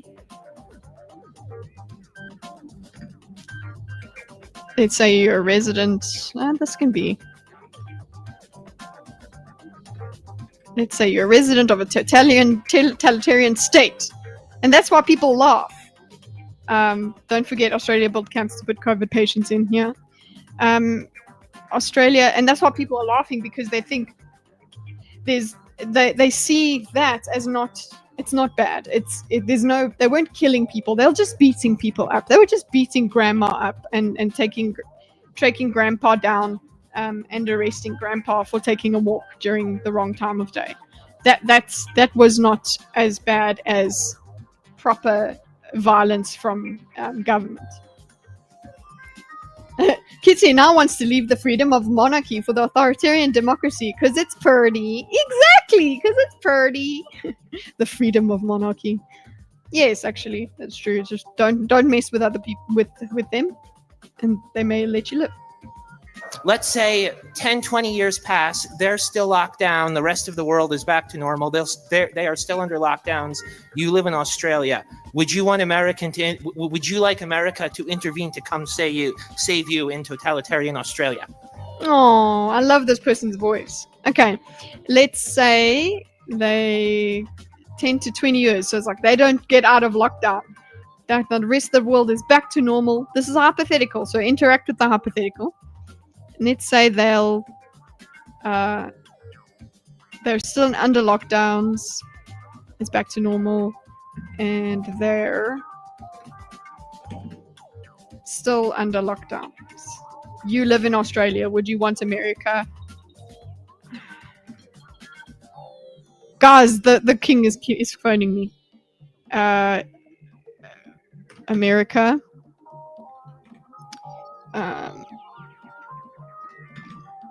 Would you want America to save you? I suppose.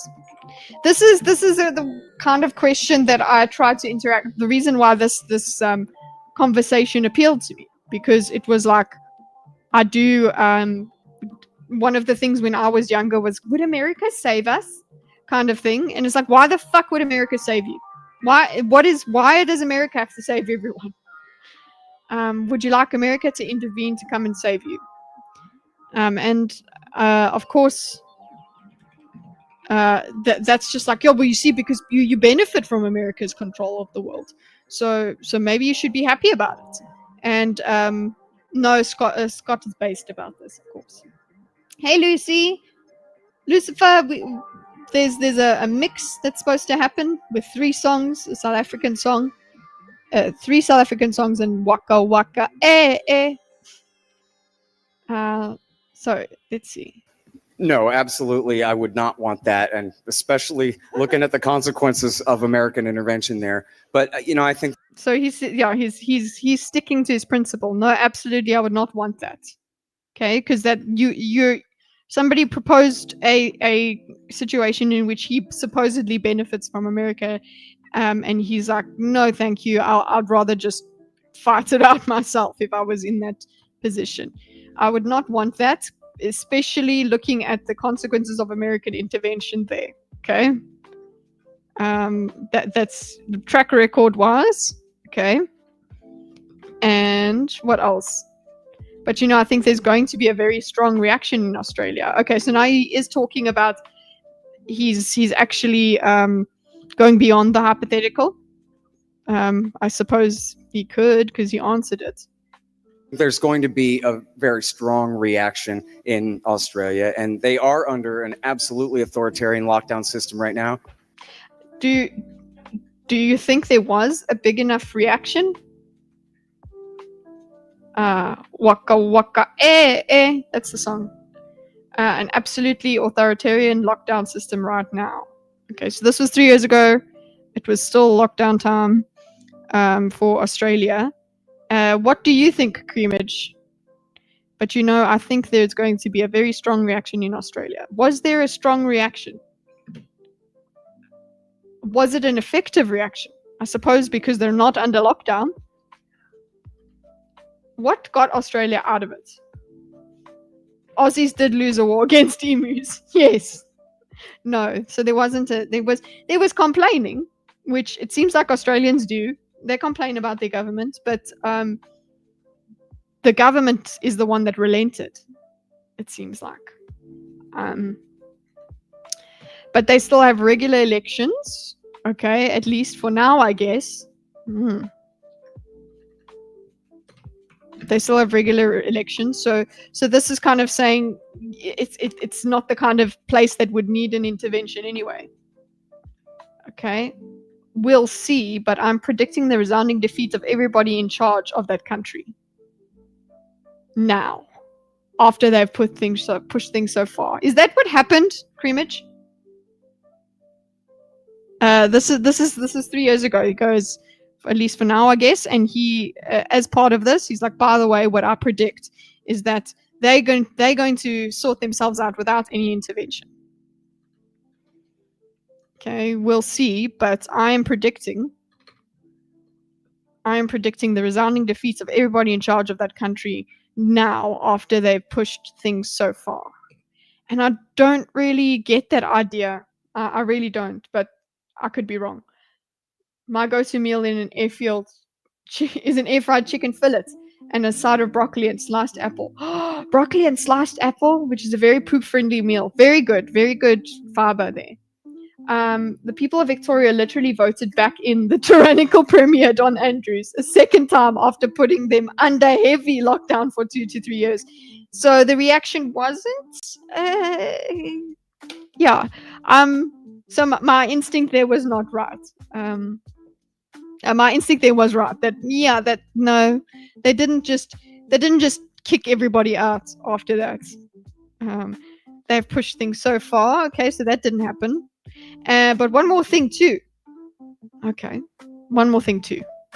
If American individual citizen wants to go overseas and participate in somebody else's conflict, like the Spanish Civil War, or you want to go and help liberate the people and the Iraqis. Okay, so if you're an individual, you can do this according to Scott. He's like, fine, but mandating it, I think that goes with the territory. So, but they still have regular elections, and at least for now, I guess we'll see.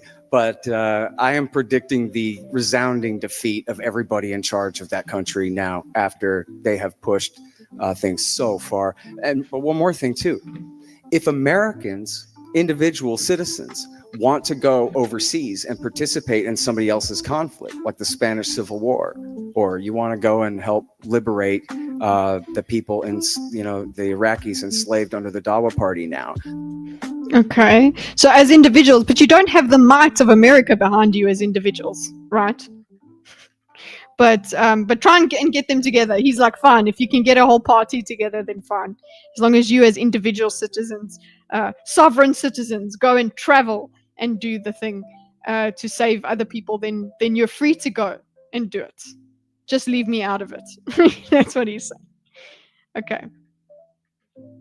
Okay. Then you're free to go and do that. Everybody is wrong about the Spanish Civil War. Thank you, Andrew. What should we do about it? What's the right thing about the Spanish Civil War? Tell us the truth. Dawa, I suppose. Then you're free to go. Just leave me out of it. So he's willing to stick to the principles underneath this. Just leave me out of it. Thank you. Bill, do you have a comment on Australia? Oh, there we go. Hey, Bill, do you have a comment on Australia? Thank you.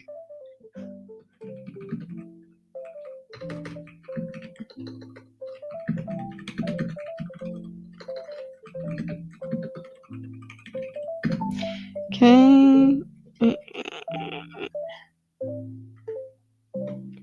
It's like Newton. Once something is in motion, it stays in motion. Once regulations begin, they don't stop. Newton wasn't just a theoretical genius, but a social one. Yeah.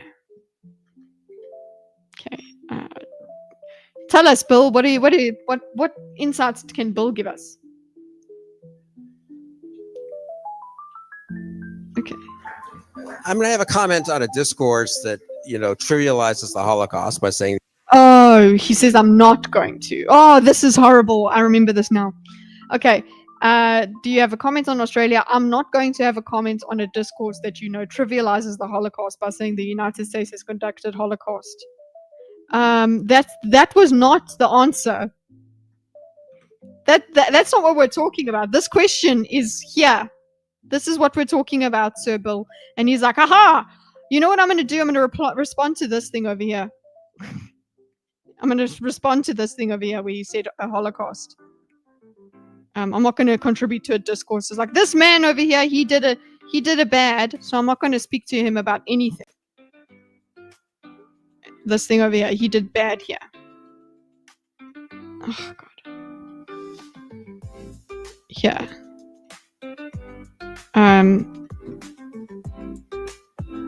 There. This is one of the new songs, Creamage. Self-hating Spaniards. I think Andrew's a passionate person, guys. I'm not going to comment on the discourse. So he's not. I'm going to Bill decides. Woo! Hanson! Barmy is using his membership to ask for Hanson. Send me a copyright free version somehow, and we can work on it. Bill decides to respond to something from the previous question now. I did just okay. This is what he's responding to.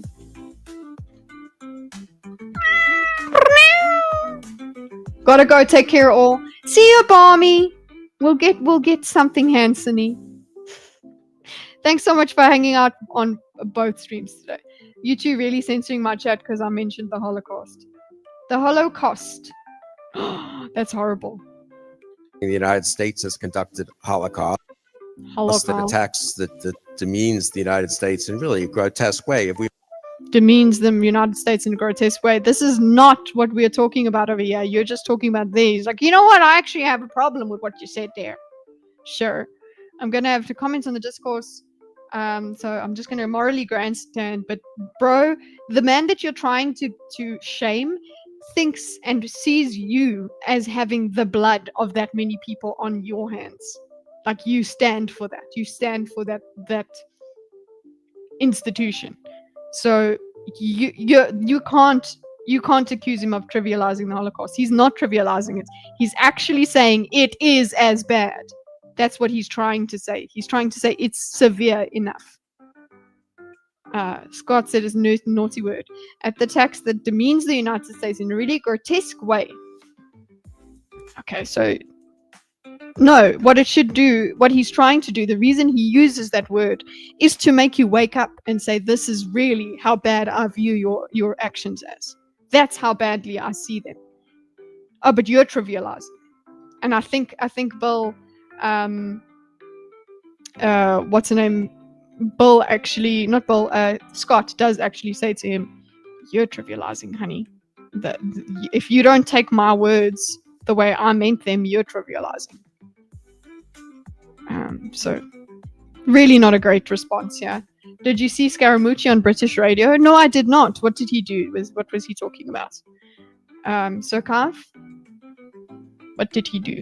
Scaramucci. If we made mistakes, did we give? Have we made mistakes? Oh, fuck's sake! It's really difficult to deal with you when what he's trying to do, what Scott is trying to do, is say you have killed a Holocaust of people. That's how severe this is. But what you do is use the word "we made mistakes." He's giving you a list of and numbers of lives that you have to try to escape. And you're saying, did we make mistakes? Who's trivializing? Who is trivializing, sir? We made mistakes. Did we give, as you say, green lights or yellow lights when we shouldn't have? That could be. Talk to people. Okay. If we made mistakes, if we made mistakes, did we give, as you say, green lights or yellow lights? No, nobody mentioned yellow lights. He was talking about green lights. When we shouldn't have, that could quite well be. Okay. That could be. Okay, so that could be. Now who's trivializing is all I'll say. There were really mistakes. Sorry, the people that died. It's a mistake. Scott is not trivializing by using the word Holocaust. He is trying to show severity. Bill uses the word mistakes when referring to walking straight into Scott's answer, into he's really not doing well. But hey, go off, King. I think Scott gives Bill Crystal nightmares to this day. If Bill Crystal has any sort of conscience inside, maybe that would happen, because you have to care about what somebody else thinks. From East Timor, though, talk to people from Bangladesh. Do they want the U.S. to just withdraw and leave them to the mercies of their neighbors, or would they prefer for the U.S. to have done more and to be doing more? And as we have done more since, incidentally, the Pakistan and Bangladesh split off from Pakistan. Okay, so he's saying he's gone there.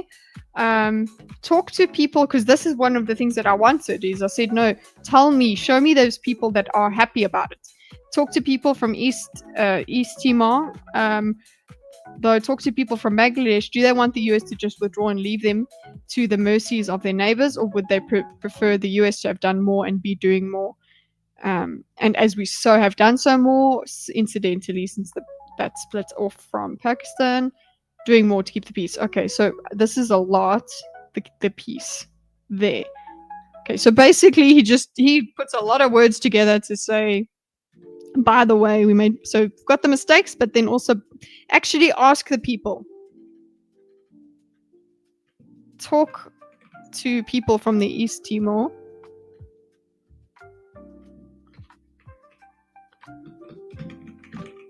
I think, though, talk to people from Bangladesh. Do they want the US to? Do they? I don't know. That's up for grabs, and I'm sure you could find people that are on both sides of the coin. I just don't know the proportions. US to just withdraw and leave them to the mercies of their neighbors? Or would they prefer for the US to do more? I don't know. We need to ask that. And then he's like, oh, by the way, we've done more. So he's like, hey, by the way, we've done more. The criticism is from the beginning, from the root cause, though. The criticism is the red light, the green light there. So to the mercies of their neighbors, or would they prefer to the US to have done more? And then he goes, oh, by the way, this is just like, this is fragmented. This is beyond your point. Beside your point, you just, okay, cool. And we're doing more. We're also doing more. And as we have done more since incidentally, okay, the Pakistan and Bangladesh split off from Pakistan doing more to keep the peace there. Okay, so they're doing more. Okay, thanks for that. Talk to people who care about liberty around the world. They understand that for all the mistakes, okay? Doing more to keep the peace there. Talk to people who care about liberty around the world. They understand that for all the mistakes we make, and that we are important to them, to their peace, to their prosperity, to their liberty. People of all colors, I would say, all ethnicities, all religions. Of course, our intervention in the Balkans was on behalf of Muslims. Our intervention in Iraq and Afghanistan was on behalf. Okay, so he's just using this. He's just using this as his time to try and finally rebut what Scott has said. It has nothing to do with the original question. I would say all these cities, so we've got more important to them than their peace, to their peace and prosperity. Okay, we make that we are important to them, to their peace, their prosperity, their liberty, to their liberty, sorry. Very nice, just hollow words, hollow words here. Ugh, it's not good enough to me. Okay, here, they're people of all colors, I would say. All ethnicities. Wow, look at you. You did the lip service. All colors, I would say. All ethnicities. Okay.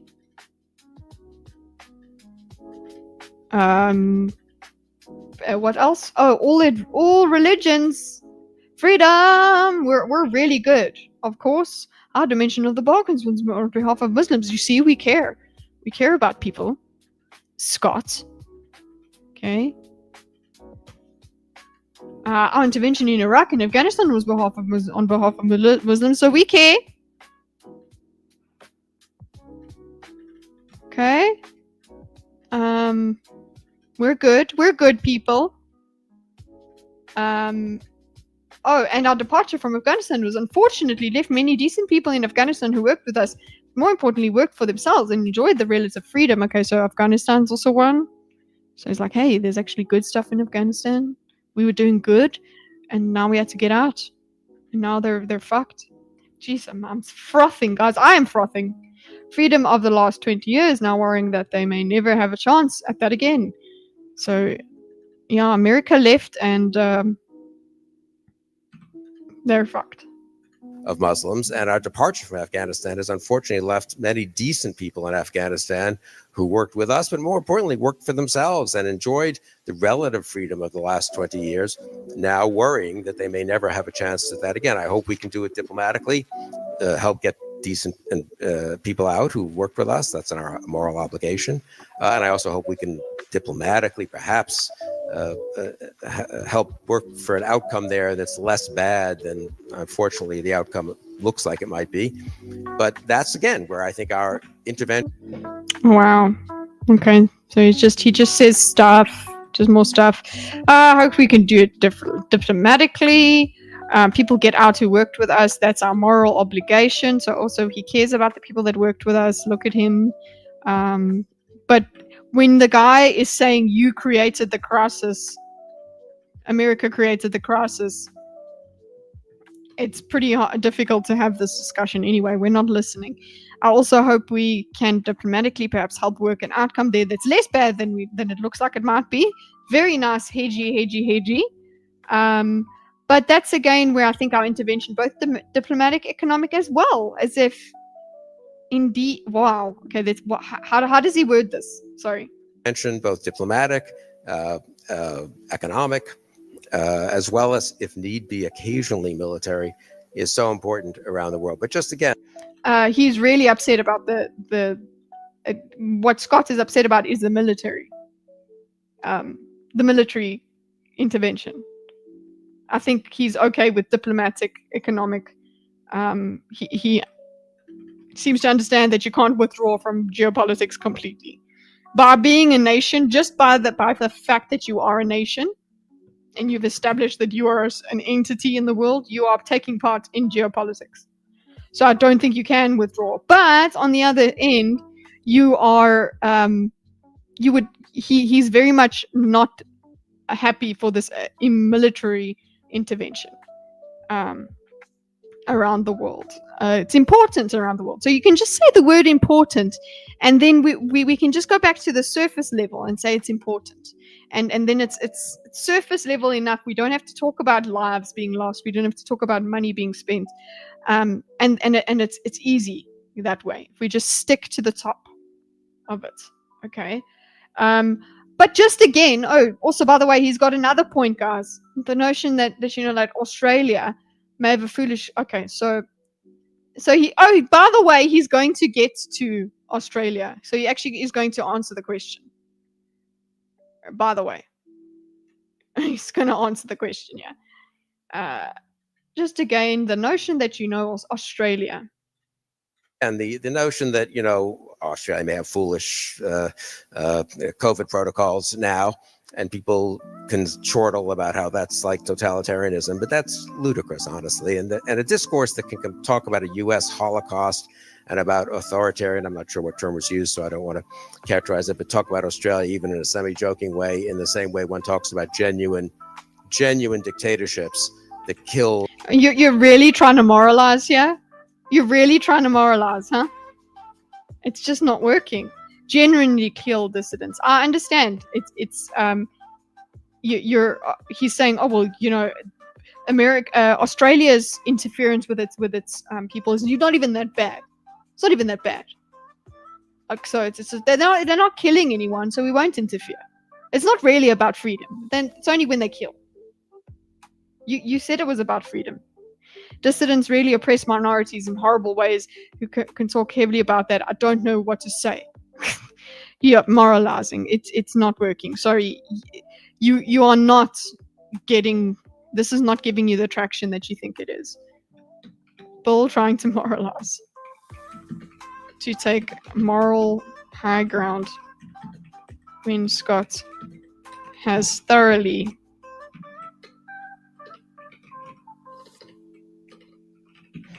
established that he stands for bloodshed. It's laughable. He's also demonstrated minimizing.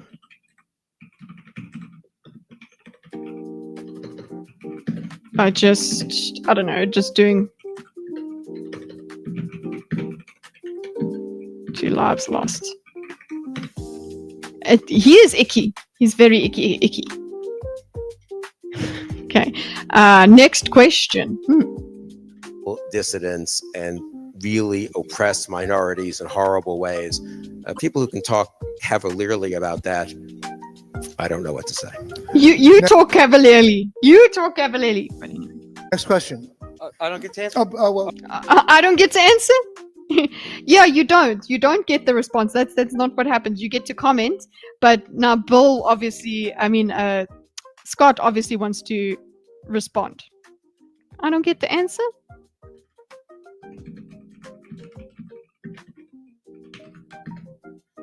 Jimmy, what?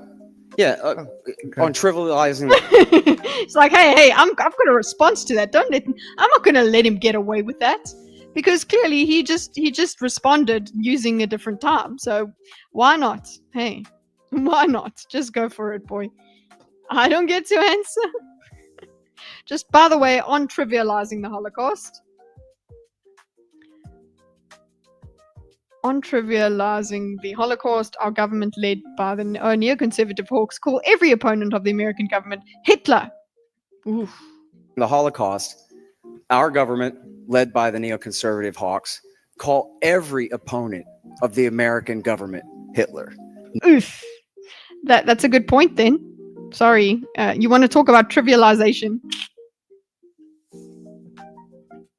Noriega's Hitler, David Koresh is Hitler, Saddam Hussein is Hitler, the Ayatollah Khomeini and Khamenei are Hitler. In fact, just 6 weeks ago, H.R. McMaster said that for Okay, so he's got the examples of this, our Hitler.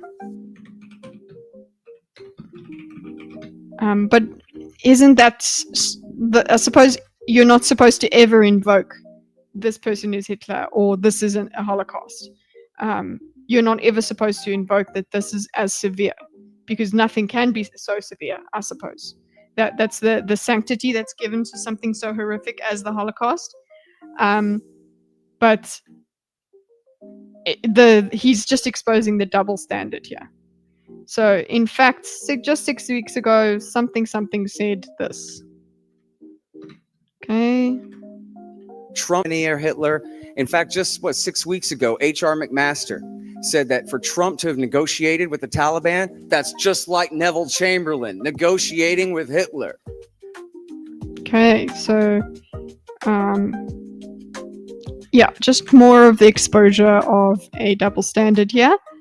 You want to tell me that I'm trivializing? What are you doing by using it? Well, that to me sounds like it's trivializing the Holocaust. Either Hitler was a unique danger or he wasn't. Hey, no, don't go back there. And Khamenei or Hitler. Okay, either he was a unique danger or he wasn't. So either you can invoke that or you can't. I think it's thrown around a lot anyway. I would say that he was, and I would say that when they bring up Adolf Hitler, the exception that proves the rule in every single case where America has to intervene. Okay, never mind. In fact, just 6 weeks ago, H.R. McMaster said that for Trump to have negotiated with the Taliban, that's just like Neville Chamberlain negotiating with Hitler. Well, that to me sounds like it's trivializing the Holocaust. Either Hitler was a unique danger or he wasn't. And I would say that he was. And I would say that he was. And I would say that when they bring up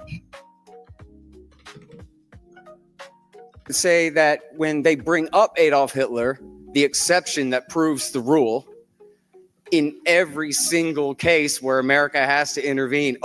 He uses a very smug tone there because he finds this exception, this of Adolf Hitler is the reason. I suppose it's saying he's the exception that there's jurist fatigue now. Oh, okay.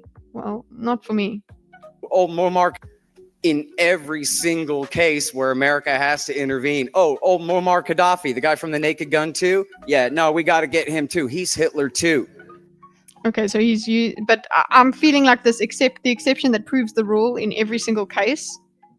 Okay, I suppose has to intervene. Okay, so when they use it to prove that we need to do this. Hey, love it. The Gaddafi, and then he is being cavalier. The guy who looks like from the Naked Gun too. No, we got to get him too. He's Hitler too.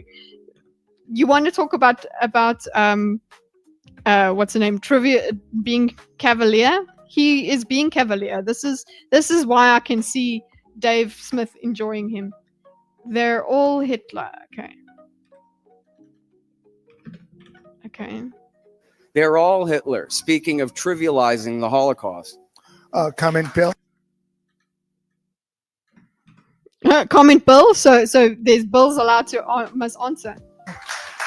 No. You want to pass? You want to pass? Okay. You want to? Okay. I don't get to answer. Bill, comment.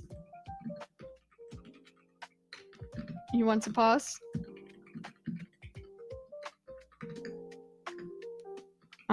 No. That's his response. Okay, I'm not even gonna interact with you. Okay, very nice of the moderator to what's the name? Ask him if he wants to answer anything there. So let's put that down, close that. What's next? Pass. Question. And people are laughing at you, Bill. Listen to that. I mean, no. Okay, you want to pass. Question.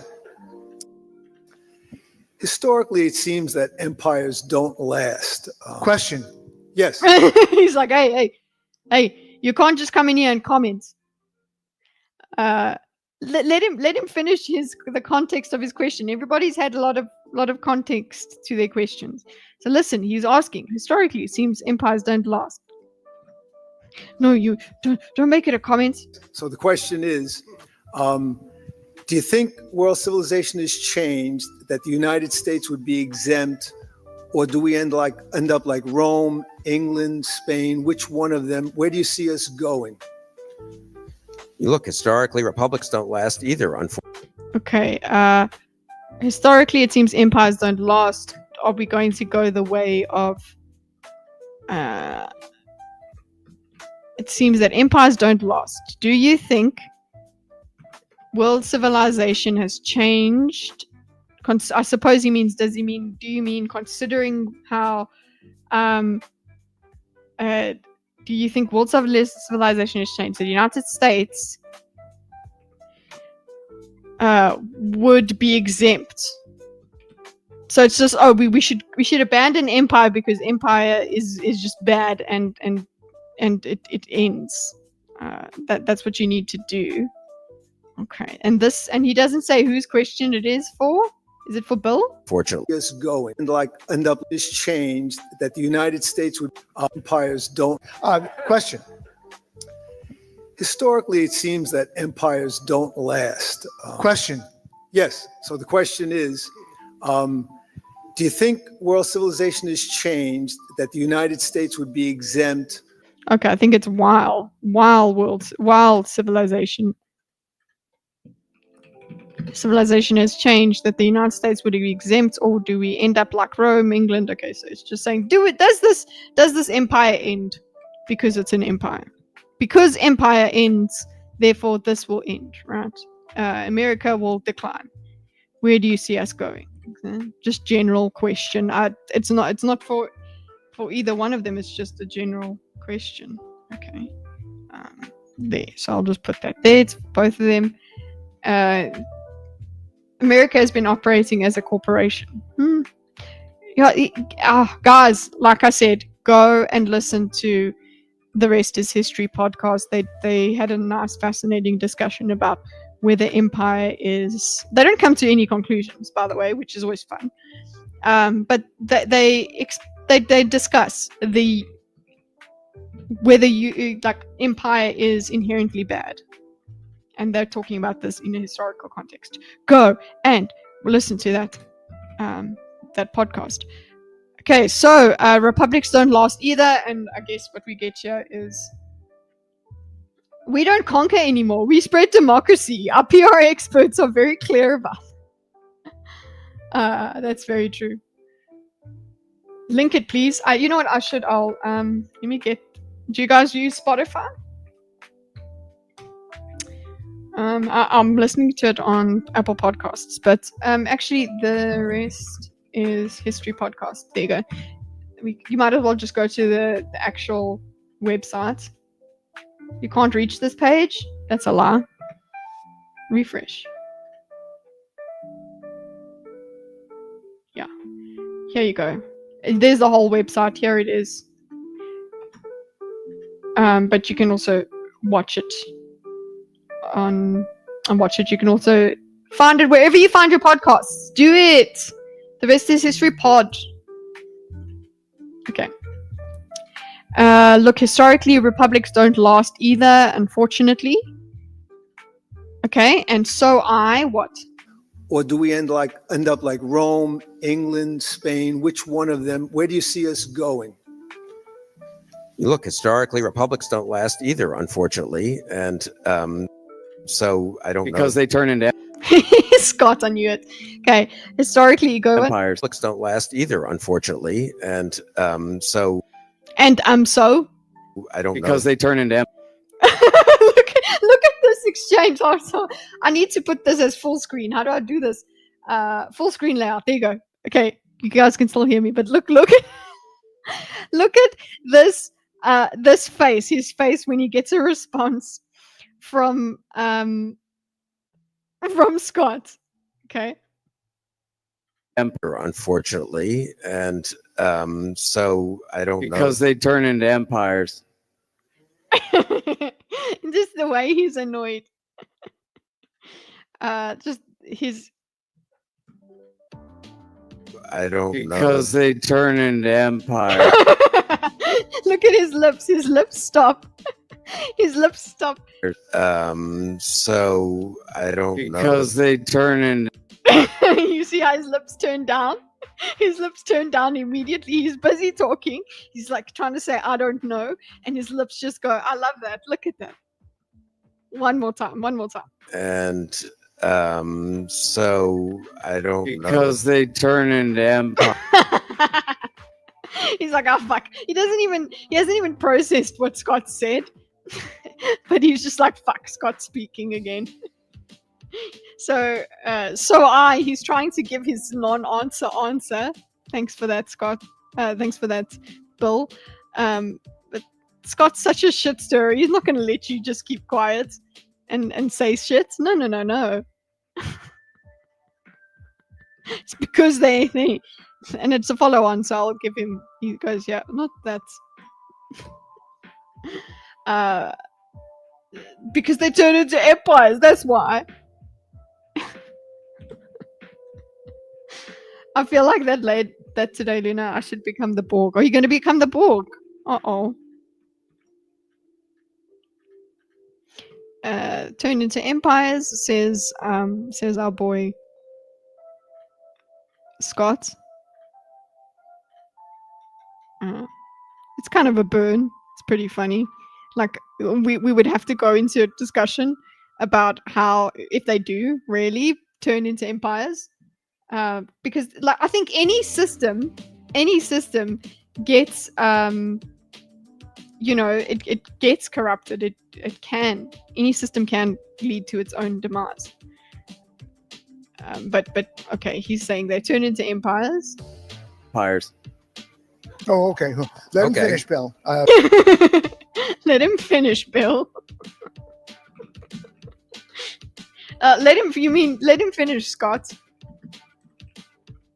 Let him finish. Bill, please tell us, Bill.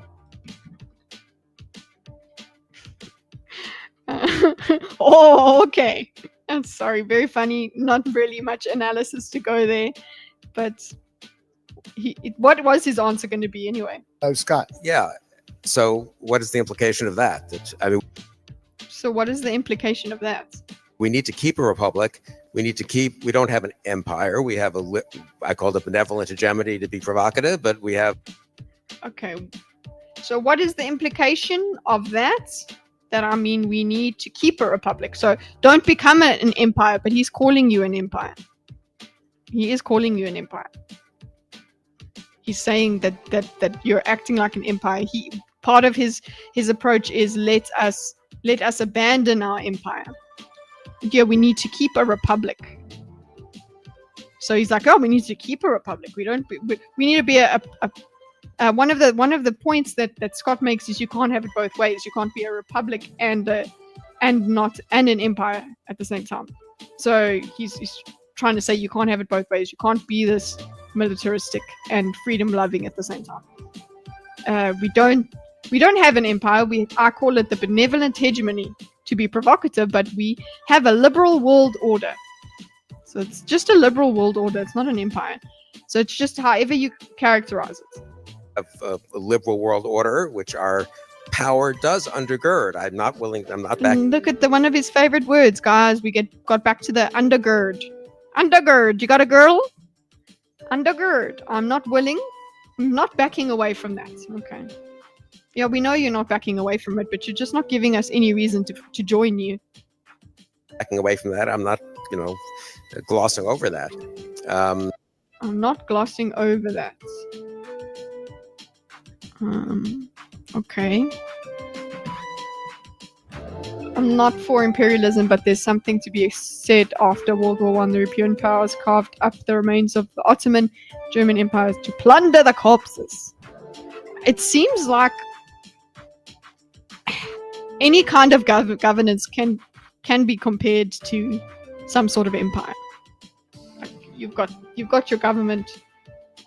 You have the head of state, okay, and then you have smaller provinces and things like that. It seems like that's a kind of empire. It actually depends on whether you expand or not, whether we're going to call it an empire.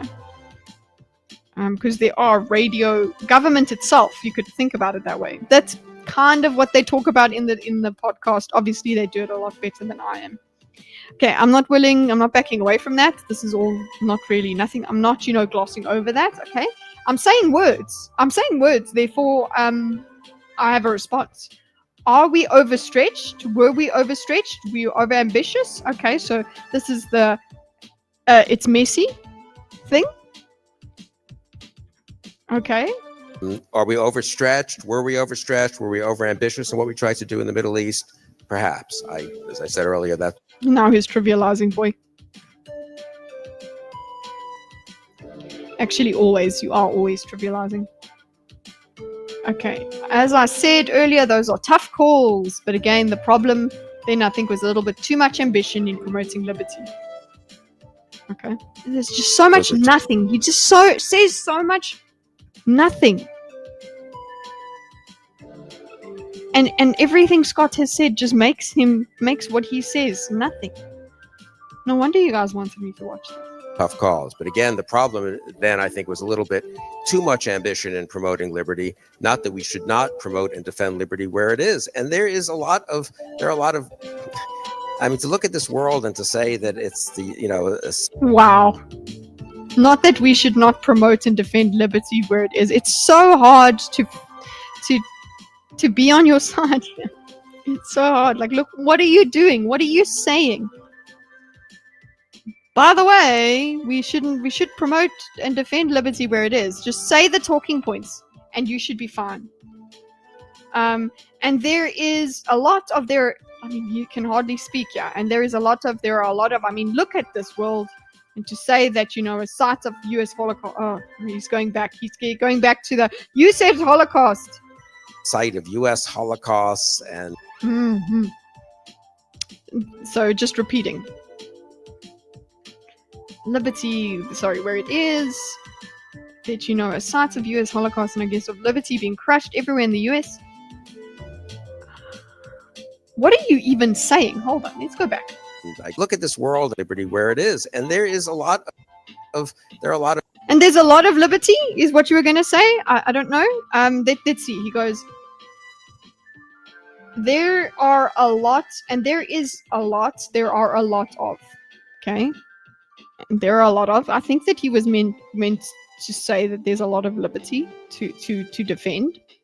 And then instead of that, we say, I mean, to look at this world and to say that it's a site of U.S. Holocaust. Okay, so he's going back to that. It really did. He got him. The more he goes back to that, the more you know that Scott really got him with that comment. The site of U.S. Holocaust. Okay, and I guess. I mean, to look at this world and to say that it's a site of U.S. Holocaust and I guess and of liberty being crushed everywhere in the U.S. And of liberty being crushed everywhere. Okay, so this is him kind of disparaging Scott's view, just disparaging it. Okay, hey Zax, did you sleep at all? In the U.S. rampaging around again. Okay, he does like his agains as well. Not gains, just agains. In the US rampaging around. In the US, this is all just words. He's like, look, I'm responding to you. I performed very well in my debate. US rampaging around. Again, ask people who like liberty whether they're... Ask people who like liberty whether they're... And fine, I think you're going to get a response to that from Scotty Boy over here. So again, yes, again means I'm going to put your little play button here because you're repeating yourself. Ask people with liberty whether they want us there or not. Okay. whether they're in Europe or in Asia or in Latin America, if they just want the US to leave, or if they think that the US should play a more active role in helping them secure the freedoms, which are universal freedoms.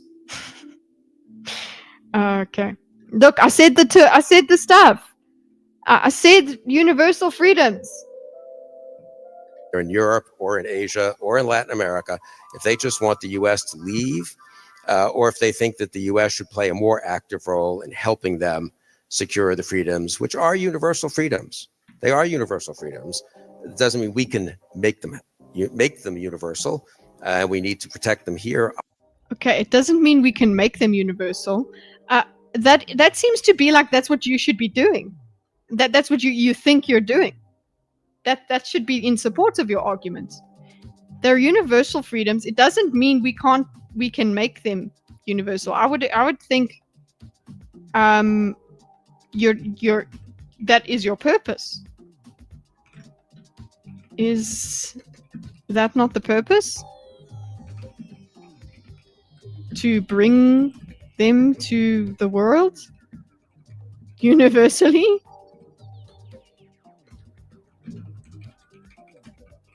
Like they belong to everyone, and you are the arbiter of them. You are the one that delivers the ego freedom to everybody. We can make them universal. We can't. It doesn't mean we can make them universal. Actually, it means that you want to. But okay. And we need to protect them. Okay. And we can't make them universal. But you know what? We also need to protect them here, obviously, so we can be a republic. he abandoned his own point. So look, he's like, oh, and we need to protect them here. And you know what? We can be a republic. Obviously. So we can be a republic, but also I would say, if you want to use a provocative term, we can be obviously. We need to protect them here, obviously. Okay. So he is true. He does like America. America itself. So we can be a republic, but also I would say, if you want to use a provocative term, we want to be a republican and a liberal empire. So he's like, we can be a liberal empire. We will be, and that is a characteristic of so if you go and listen to that history podcast, they go through different kinds of empire, and the one example they give is a really brutal empire that was basically founded on terror, on that if you just don't join, you're gonna freaking die, and that's the end of it. And that collapsed. Then there were other empires where they try and convert the person in the empire to think that this is good for them, that this is what they want, that this is actually something they should support. That's a different kind of empire, and I guess that's what he's trying to say here. But the thing is, America does use force as well. I guess you need both. Obviously, we can be a republic, but I also would say, if we want to use a provocative term, we can at once. And I'm glad he's owning it. I think I'm glad he is owning it. Glad he owns the empire accusation. It's tough, but but if you're preaching freedom,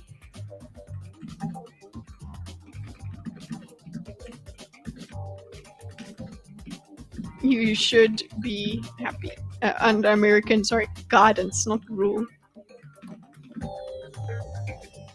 to embrace the term.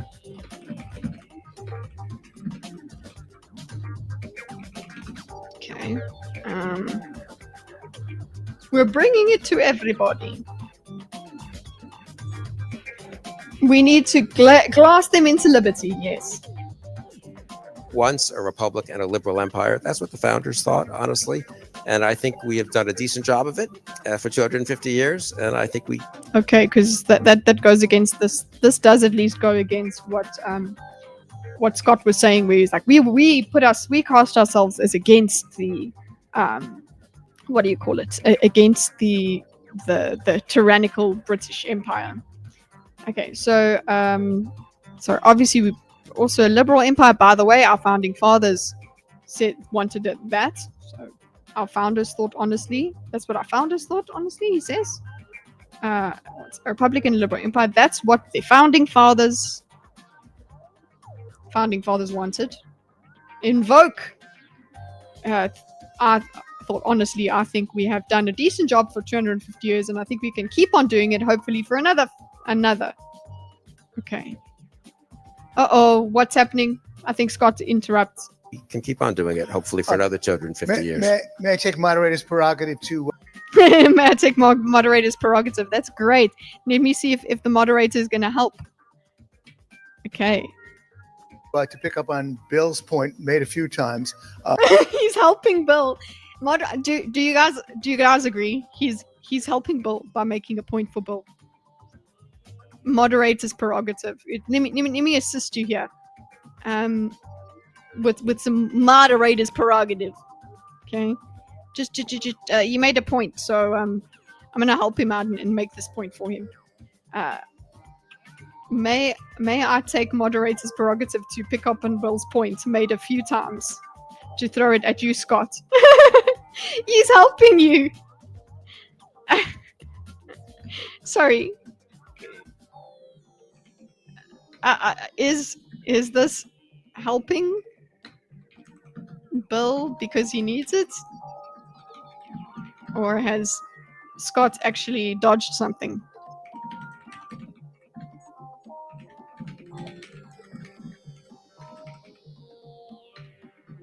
Okay, so this is interesting because I like a moderator that is not letting certain points that seem logical, seem valuable. Don't let them fly past just because one of the opponents didn't pick it up. Like if you think that is a good point and it wasn't discussed further, moderator's prerogative should be to bring it back into circulation, I suppose. To throw it at you, Scott. Bill is basically saying that that a jury of people who live in many of these countries, they support American presence, and that so that's his challenge to you. What do you? I love this. He's made a point for you. It's basically what Bill is saying. And you know what? I like that. Like I said, I do like this moderator saying this, like helping seeing as Bill doesn't put his best foot forward, he's trying to make the point in another way. I'm okay with that. So if you put a jury of people who live in this country, they support American presence, that's his challenge to you. What do you say to the idea that people in East Timor, okay, and elsewhere want the US to be involved? What's your response? Okay, so I think his response is, I guess, what I would say is you'd probably get people from both sides. Honestly, you would get some people that think it's a good thing and some people that think it's a bad thing, and I don't know. The proportions would differ according to who we're polling, I suppose. You say to the idea that people in East Timor and elsewhere want the U.S. to be involved? What's your response? I've never heard of someone from East Timor wanting the U.S. to be involved. I'm sure that when Mr. Crystal or elsewhere. No, sorry, you're not going to get. You're going to get a performance. You're going to get a performance from Scott. You gave him the microphone. You gave him he's entered the chat. We're in for it, boy. So or elsewhere. No. I don't think we get. He's like, oh, by the way, US to be involved. I'm sure that Mr. Crystal, when Mr. Crystal travels around to European capitals, he meets with people who like American presence there. But the idea, okay, he's so scornful of this Mr. Crystal dude. He really has just like, oh, Mr. Crystal. How can you say somebody's like? You can call him Mr. Crystal and it's like Mr. Anderson. Like this is my enemy. Travels around to European capitals, he meets with people who like the American presence there. But the idea that means, I don't know, somebody show me the opinion polls in Bangladesh. Somebody show me the opinion polls. I don't know. This is the closest he's come to stumbling over his words, because he's like, meets with people who like American presence there, but the idea that means, so he's like, he started a sentence there. So I guess I could make fun of him for doing that. But the idea that means, actually, never mind, he didn't go there. He's like, I mean, I don't know, somebody show me the opinion polls in Bangladesh. So. And for that matter, in Eastern Europe that say that they want the Americans there. And if, let's say, for that matter, okay, so just give me the opinion polls. Let's see them. I think you would be able to, in any country, you would, on any issue, you would find people that differ. You're not going to get 100% consensus, but you are going to get some people that believe that America can get off. Show me the polls. Yeah, exactly. Poll the polls as well. What do they think of things? And if they hold another plebiscite, this one that American respects, in Ukraine. Ooh. So he's just so scornful. He's like, oof. Hello. Okay. And hold another plebiscite, this one that American respects, in Ukraine. If they hold, let's say they hold another plebiscite, this one that America respects, in Ukraine, okay? Just by the way. So there. So he's just giving you another buzzword as well, because you could say, look, plebiscite. I said Holocaust. Let's also get plebiscite because we killed it. Thank you for giving this distraction this morning, Kitty. I appreciate you being distracted by me. Love it. I appreciate your presence. Yeah. Ukraine. And 99% of the people in Ukraine want the United States military there. But that increases the chance of a war with Russia. Oops. Okay. It hadn't happened yet. And 99% of people in Ukraine want the United States military there, but that increases the chances of war with Russia. So he's like, even if your people want you there, that's not a good point. That they could be wrong. People could be wrong. Which is okay. Who cares what they think? This is our country, and what if I lived in probably any country in the old world just the same as I live in this one, I would want to improve it. Okay. Then who cares what they think? This is our country. Who cares what they think? This is our country. Ooh. Okay. And you know what? If I lived in probably any country. So again, it's about caring about America. And he has zero fucks to give this Bill man. He really hates him. He doesn't even look at him.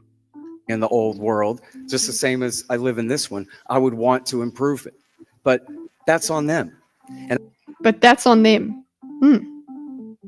So I'm sure that if Scott is commenting on South Africa, he's saying South Africa shouldn't be coming to Trump with its issues. Trump should not be talking about South Africa in this manner. It's up to South Africa to get its shit together. And there are a few South Africans that feel that way as well. They're like, what are you doing in America? Why is it America's problem? And they're satisfied with the government's performance in America. I'm like, yeah, it's still embarrassing. Okay, so that's on them. Cool. And I do agree that liberty is a universal principle. Of course, it's a universal principle, but it must be locally enforced. But it must be locally enforced. Okay. Because you see what happens when the USA, if you want to say America is the best at it out of anybody, when the USA acts as the world government, they kill millions of people in the name of doing good. Oof, he's so angry. Because you see what happens when the USA, if you want to say that. Sorry, I just locally enforced. Okay. So you have to be there to enforce this liberty, right? Because people are gonna people. And then you see that what happens when the USA, so he's finding the USA hypocritical. If you want to say America is the best at it, out of anybody, when the USA, okay, so this is just him repeating himself.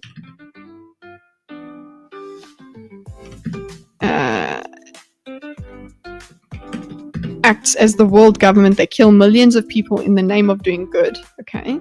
America is the best at it out of anybody. When the USA acts as the world government, they kill millions of people in the name of doing good. Bill, do you want to respond to that point? Do you want to wait? Okay. Wait, what is the he seems to be going off. The moderator's like, you know what, Bill, just don't respond to that. So let's see. Name of doing good. Bill, do you want to respond to that point? Do you want to wait? Okay. Oh, he did shake his head. You want to wait? Okay, cool. Wait. So let's see. We have this side. I think this is going to have to be our last question. Go ahead. Yay, we're going to finish. I'm sorry. Sure. It's going to be our last question. I really appreciate that. Thank you, sir. So Bill did not want to interact with that. He's just shaking his head because, bro. Mr. Crystal. Mr. Crystal, I also have a question. So there have been, you claim there have been successes and failures of the post-1945 world order. How much worse would the failures have to be, or how meager the successes would they have to be for you to say it wasn't worth it? We would have been better off keeping ourselves isolated. Yeah, that's a fair question. If you're telling us that there is a threshold that you have to respond to a certain threshold, tell me where the line is. Like, I think it's a fair question to ask. How would you propose we do this world governance idea? There we go. No? Okay. How do you propose, like, what are your criteria? Tell me where the line is. And of course, it's very difficult to do that. So let's see, we've been successes and failures of the post-1945 world order. How much worse would the failures have to be, or how meager the successes, that's a good way of phrasing it, would they have to be for you to say it wasn't worth it? We would have been, and it wasn't worth it, meaning we would have been better off. We would have been better off keeping ourselves isolated. Agreed, it's a good question, but what is Bill going to waffle on about? Do you think Bill's going to have any kind of idea? I mean, it's a good question, and obviously one can't. We run history for 75 years. Okay. Yes, I know. I understand that. I understand that limitation on your answer. Okay, I'm okay with that, but I still want you to talk about it. I want you to wax poetic about it, boy. Tell me stuff. Tell me what you think. Think about it out loud. Okay. I mean, it's a good question. Obviously, then we can't run.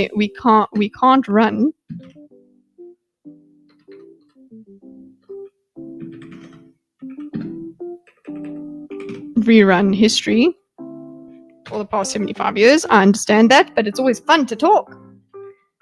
Okay, crystal ball. Okay, hold on. Oh, this is a bit too vibey, Creamage.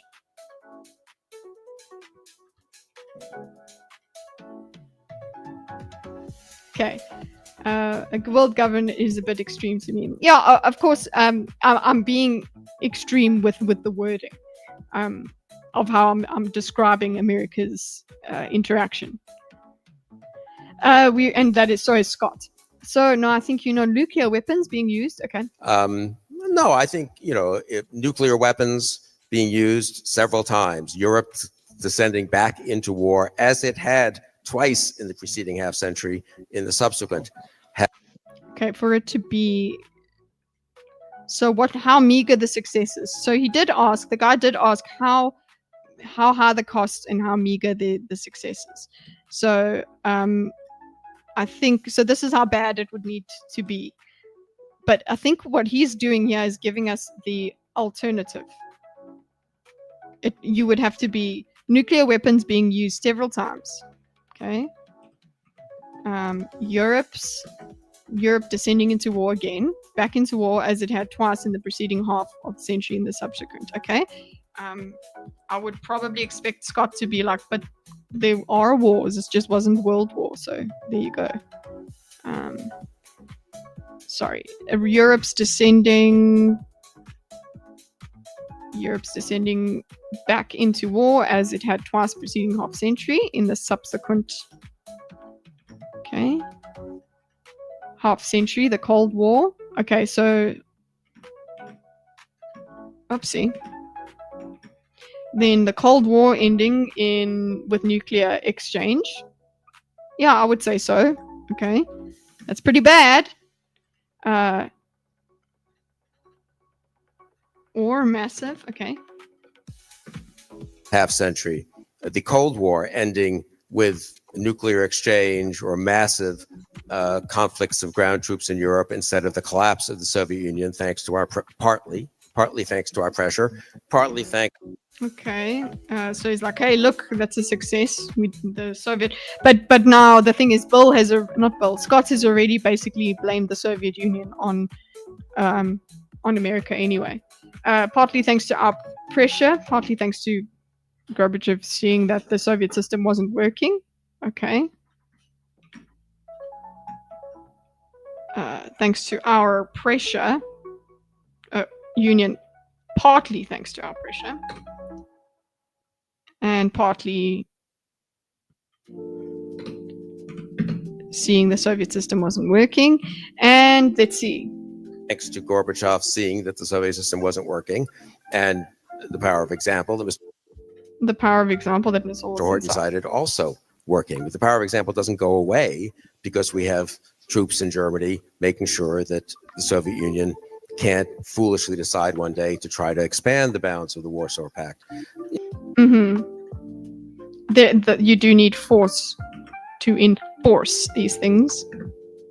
So the power of example doesn't go away. I think he just wants the power of example, though. That's not his argument.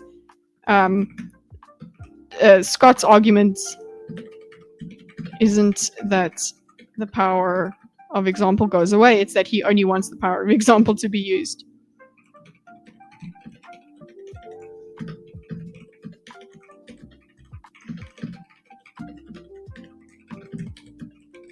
And far less military might. That's what he's asking for.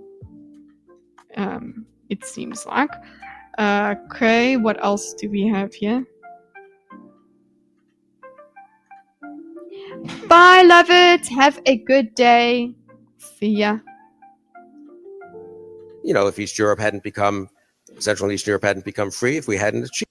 Okay, try to expand the balance between the Warsaw Pact. Okay. Okay, we've got that here, and then we've got. This is actually the same idea. Okay, and then we've got.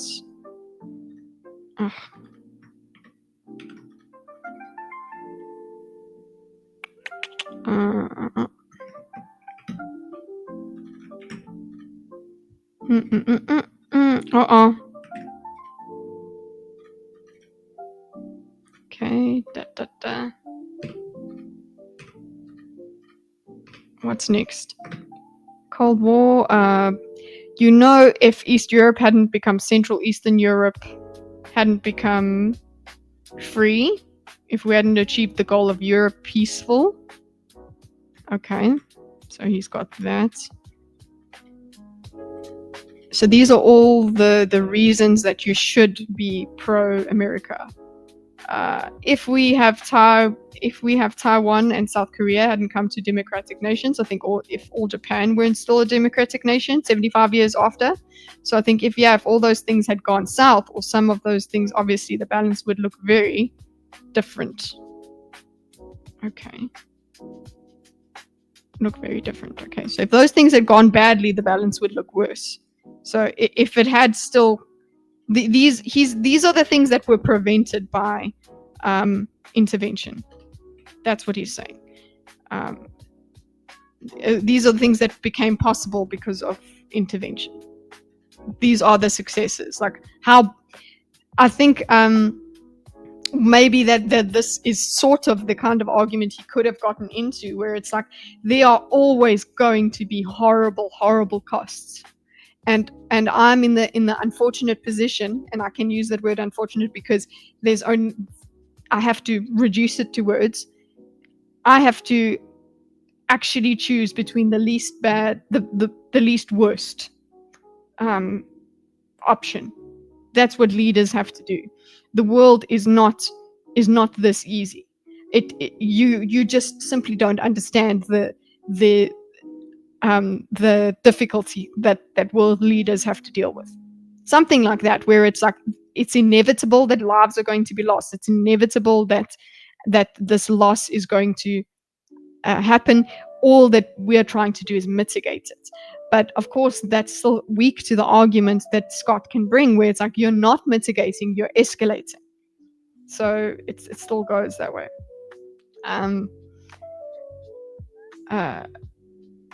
The least worst option for who, though? For everyone, apparently. But yeah, you're right. For who, it would be the least worst option for America, obviously. And that is what is criticized, because America is not saying that. America is saying it's the least worst option for everyone, right? It's the least worst option for the goodies. But the baddies, they're disposable, right? And then who decides who's a good person and who's a bad person? America, because they're stronger. What might makes right. Okay, if we have Taiwan and South Korea hadn't become democratic nations, I think if all Japan, okay, that would look different. No, the Middle East, let's see what he says. Okay, the only thing he can really say about the Middle East is it's tough. Achieved the goal of a Europe peaceful and free. If Taiwan and South Korea hadn't become democratic nations, I think if Japan weren't still a democratic nation 75 years after. So I think if all those things had gone south, or some of those things, obviously the balance would look very different. The Middle East is the toughest place, I will grant. I don't think we've made things worse there. I don't think we've made things as much better as I would hope, though I am still hopeful. The Arab Spring, which I don't think we've made things much better as much better as I would hope, though I'm still hopeful that the Arab Spring will, which for various reasons didn't work, didn't do as much to help as I think it would have. So it's like, oh, shit happens, guys. The shit happens argument, but he just doesn't make it very well, does he?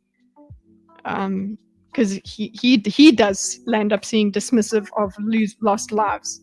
For various reasons didn't work, so to speak. We didn't do as much to help as I think we could have. Maybe we were exhausted after Iraq and couldn't have done much more. But it shows that people there do yearn for freedom, and I do think there's much more we could do diplomatically and in other ways. Civil society. It's such a politician's answer. It's like, okay, I'm just saying the things. Look at all the lip service. Thank goodness he said the things. But when it comes to actions, that's where it's quite horrible. Society to help even in the Middle East, which is probably the toughest part of the world for my case. Comment from you, Scott, on that question? Yeah. Okay, so yeah, Scott, give us an answer for that question. Okay? Don't kill him. He's already dead, okay? Just relax. I don't know what Scott does with this. So we've got Scott.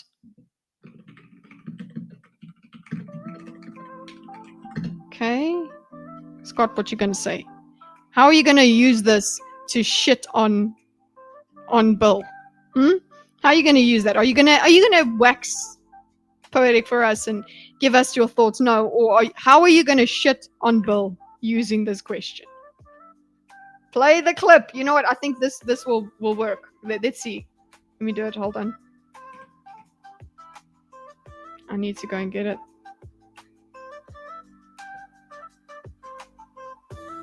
Hold on, I'm putting it, it's not there. There. Yeah. It's in the memes folder. Meme clips. Here you go.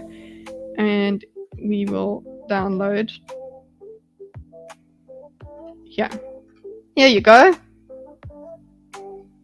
In honor of this is the first use of this clip, which I'm sure we will get much runtime out of.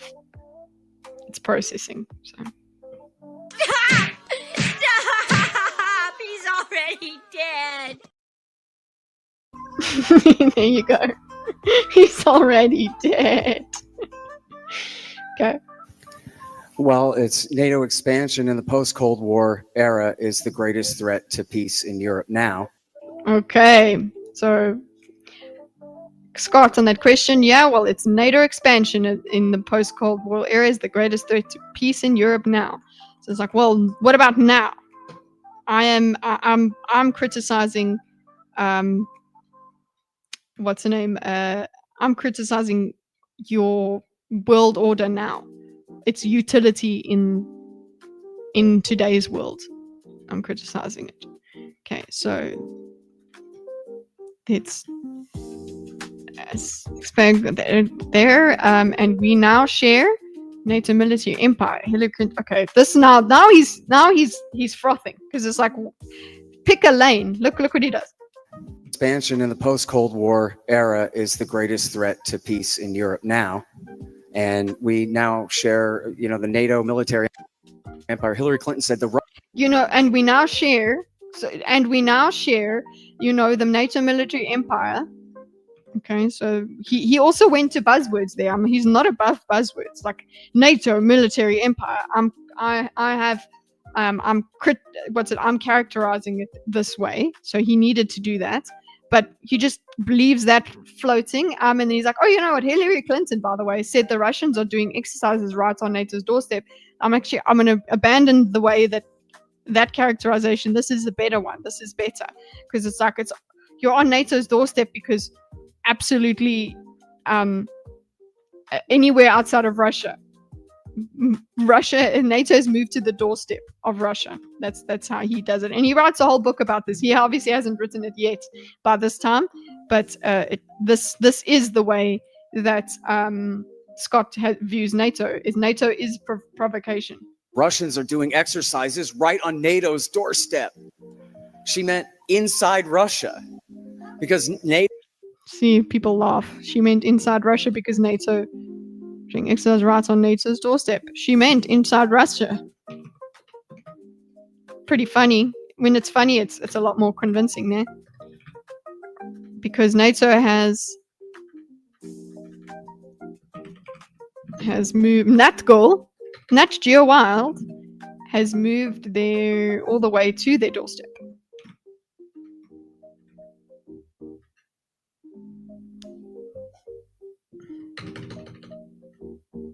To their doorstep. Okay. NATO has moved their doorstep all the way to the Baltic states, right on. All the way to the Baltic states, right on their border. Okay.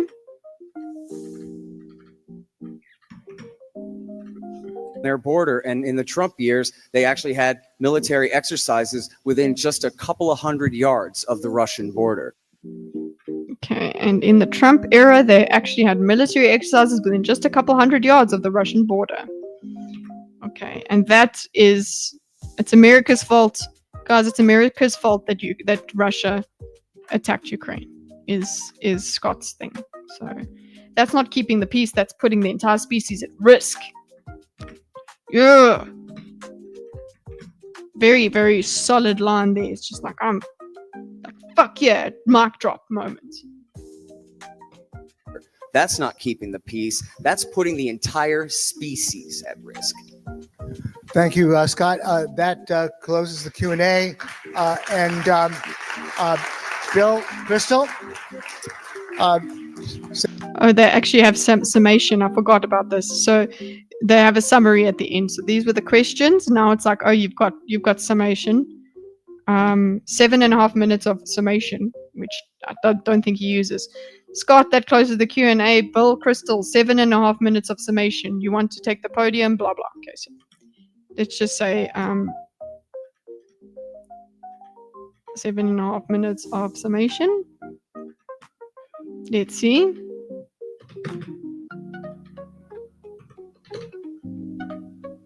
Of summation. Okay. 7.5 minutes of summation. You want to take the podium again? Yeah. It's okay, I can do it for you, I think. Okay. I'm going to be brief, partly because I do have to actually get. Oh, this was hilarious. Sorry, I'm just going to be brief because I've got to catch a flight because I'm so busy. I've just got to go and continue. Yeah, this is not important to me. And that just makes me think the whole thing he was not prepared for in any case. He thought he could just hop in here, have a little bit of a chat and walk out. But this was bad, Bill. This was really bad. And this is why people recommended it to me to see this 3 years after it happened. Okay. But he's like, listen, I'm going to be brief. Okay. I'm going to be brief partly because I do have to actually catch a plane, as Gene knows. Okay. So he's going to be brief. He's not going to use his 7 minutes. But you can be sure that Scott is going to use all the time and we're going to need to be using our clip again. Okay, he's going to catch a plane. Catch a plane, as Gene knows, and I don't want to, therefore, and I apologize if I seem to rush out and not mix and mingle, since there might be friends here from the Upper West Side and elsewhere. I mean, we have such a fundamentally different view of the world. I'm not sure that we've been able to convince each other. Okay, I'm just going to do this. Plane. Okay, and then excuses, and since they might blah, blah, blah. We have such a fundamentally different view of the world. I'm not sure that we've been able to convince each other. Yeah, that's usually, I don't know, people that think debates change people's minds. No, not the people that are involved in the debate. It's the people that are watching that get the opportunity to interact with our ideas. Very rarely would somebody change their mind because of a debate. I'm sure we've not convinced each As in somebody in the debate. other or anything, and I'm not sure we've convinced many of you in this kind of debate. I guess I'll take this. View of the world. I'm sure that not sure we've been able to convince each other anything, and I'm not sure we've convinced many of you in this kind of debate. Okay.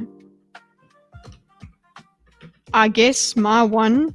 So, sorry, the format of the debate is not why you look like such shit, just by the way. But, okay. Cool. I'll just say this. You know what? It's better to make one's arguments assuming good faith on the part of the people with one whom differs, one's opponents, and assuming that maybe they're wrong. Maybe I'm wrong. I mean, that last question I think was a very fair question, and one could elaborate on it in ways that I probably haven't thought of and make more of a case that we made more mistakes than I realized and that things would be better if the U.S. had been less ambitious, if we spent less on defense, if we pulled back from the world, or not. But the idea that, people that what Mr. Horton calls the neoconservatives or whatever don't want the right kinds of outcomes. Okay, so he's just saying, hey, the bad stuff that he said about us, it's not true. Okay. So this is blah, blah, blah. This is all repeats. We've all heard this stuff before. I'm not spending too much time on it. But now he's like, the idea that, people that what Mr. Horton calls the neoconservatives or whatever don't want the right kinds of outcomes is ridiculous. Okay. So it's like your judgment of us, your moral judgment of us is wrong. Okay. That's a new point. He didn't really make that before. Is this ridiculous as thinking libertarians or whoever's for, a republic, not an empire, and for no American intervention anywhere don't want decent outcomes? I think they're naive. Okay. It's as ridiculous. This is as ridiculous as thinking libertarians or whoever who is for a republic and not an empire, for no American intervention anywhere, don't want decent outcomes. Okay, so it's again just addressing Scott's moral judgment of his actions and opinions. Just because he allows war and is okay for certain war, that doesn't mean we don't want it to we want it to go badly. He's basically like this being in support of conflicts, of taking part in conflicts. Doesn't mean we want them to go badly. Okay. I think they don't understand the way. This is the only point he can actually make, is like, well, you can't put this moral judgment on me, because he's laid down the facts in front of you, and I guess you can say, I don't interpret those facts the same way that you want me to, and that is all that you can do. Way the world would work, and I think they don't learn the lessons from history they might otherwise learn. But I understand that most of those people don't go around rooting for dictators to crush dissidents or. So he's trying to say, like, I at least am not thinking that you're evil. I don't think that you're evil. Your moral judgments are not founded. Okay. And what lessons from history that they might otherwise learn, but I understand that most of these people don't go around rooting for dictators to crush dissidents, or for countries to remain in terrible poverty, or for ethnic minorities to be brutally slaughtered, as in. Although this is interesting, though, I don't accuse people who favor a more dovish policies or China of thinking that it's that China has concentration camps for Muslims. Actually, you did ask. Okay, so he does this whole thing. He's like, but Bill did ask. Okay, at least he asked. He didn't assume, but he did ask. Bill did ask Scott if he wants the girls in Afghanistan to have rights. He did ask that. So he's like, he at least asked him a question instead of saying, oh, so you don't want the girls to have rights. But yeah, he's spending a lot of time just talking about how I don't say bad things about Scott.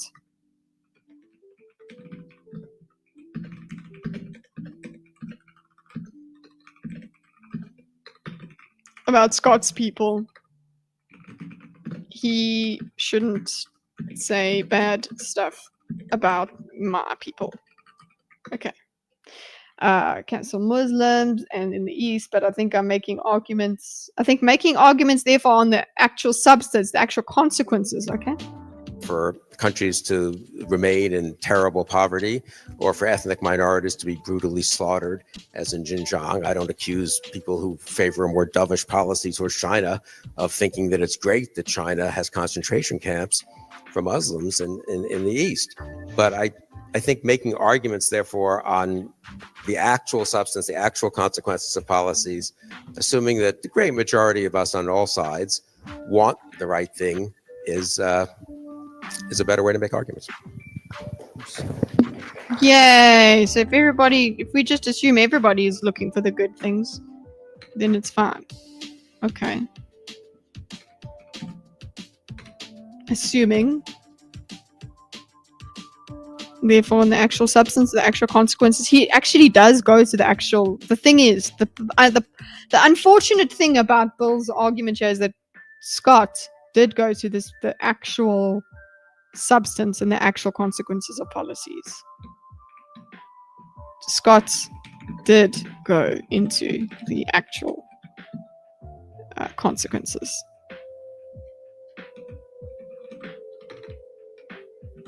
This is of policies. I think that's what generated his scorn. The fact that he has such disdain for him is because he feels like that he literally does. Scott literally does blame him and his ilk for this stuff. So there's that. Bill Crystal, okay, and then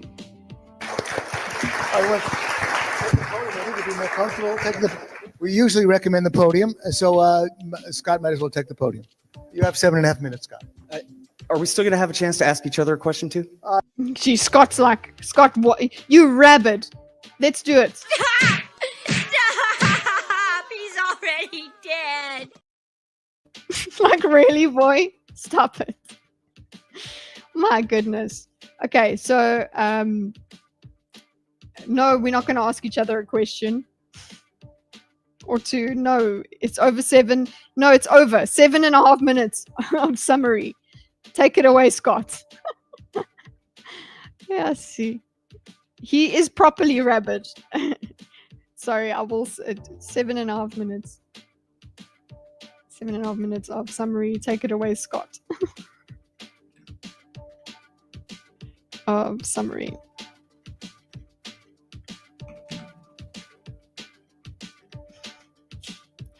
Okay, almost done, guys. Almost done. Do you think Scott is going to do 7.5 minutes? Let's see. I'll email you, Bill. Funny. No, it's over. 7.5 Okay. minutes of summary. Take it away, Scott. All right. Well, I'll email you, Bill. All right. I think I've made myself pretty clear. So this thing is kind of busted. Instead of recapping, if you'll allow, I'd like to Oh, just bring up my a couple of things that I had to cut from. No, instead of recapping, no, he's gonna.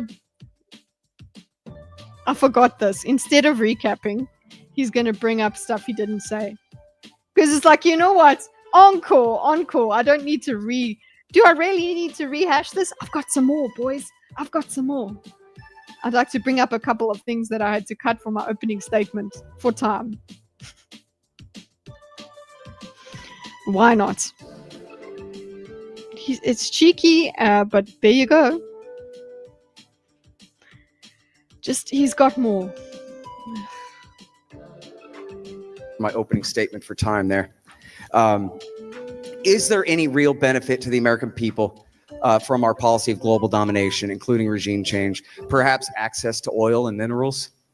Certainly not. Roger Stern. Okay, so he brought this up, right? So it's like, oh, there must be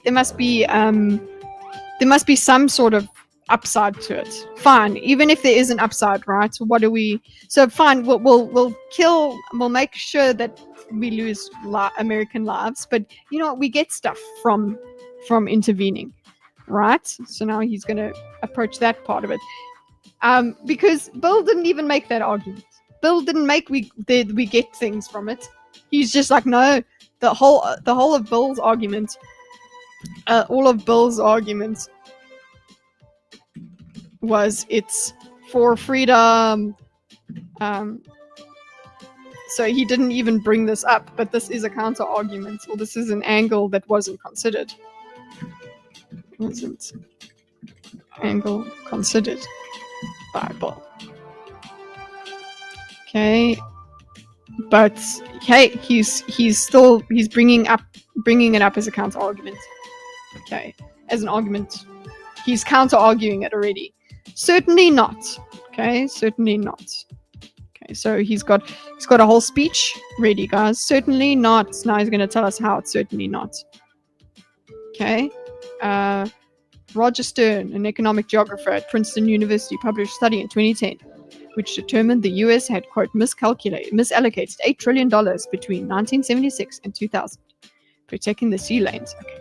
Stern, an economic geographer at Princeton University, published a study in 2010 which determined the U.S. had, quote, misallocated $8 trillion between 1976 and 2007, protecting the sea lanes in and out of the Persian Gulf when oil's safe transport was never really under threat. Okay, so we spent money on oil, making sure the oil transport is safe, but it actually didn't need to be. So we spent money where we didn't need to be, when oil safe transport was never really under threat. Okay, so there's a waste of money he's citing here. Okay, and then we spent a few more trillions since then. This is far more than Americans even spend consuming Middle Eastern oil. Okay, so he's saying that this is not worth it. He's giving us reasons why it's not worth it. A few more trillion, then this is far more than the Americans even spend consuming Middle Eastern oil. Okay, so it's not even worth it. It's just explaining why all of this isn't worth it. We spent a few more trillions since then. This is far more than Americans even spend consuming Middle Eastern oil. Even if somehow we could just scoop up all the oil and walk away with it, as Donald Trump seems to believe, it could never be worth the cost in blood and grief, or the opportunities lost when people turn away from America for acting in such a ruthless manner. This just brings me back to my point. Like, true. Are you at all working for the hope of America? Because you have so much scorn. I do wonder if you could be a voice that brings hope to America. If you could pause in your lamentation of America to actually say what's good about it. Maybe that would be good. I don't know if he does that. I don't consume his content. Okay, and I might find if I do consume his content and it is all like this, I would get very tired of it. I would be like, you're not adding to this. You're just continuing to. Yes, I'm taking all the black pills, but there's nothing coming of it. We're not going to get anything from this. They are occupying and stealing Syrian oil today. Okay.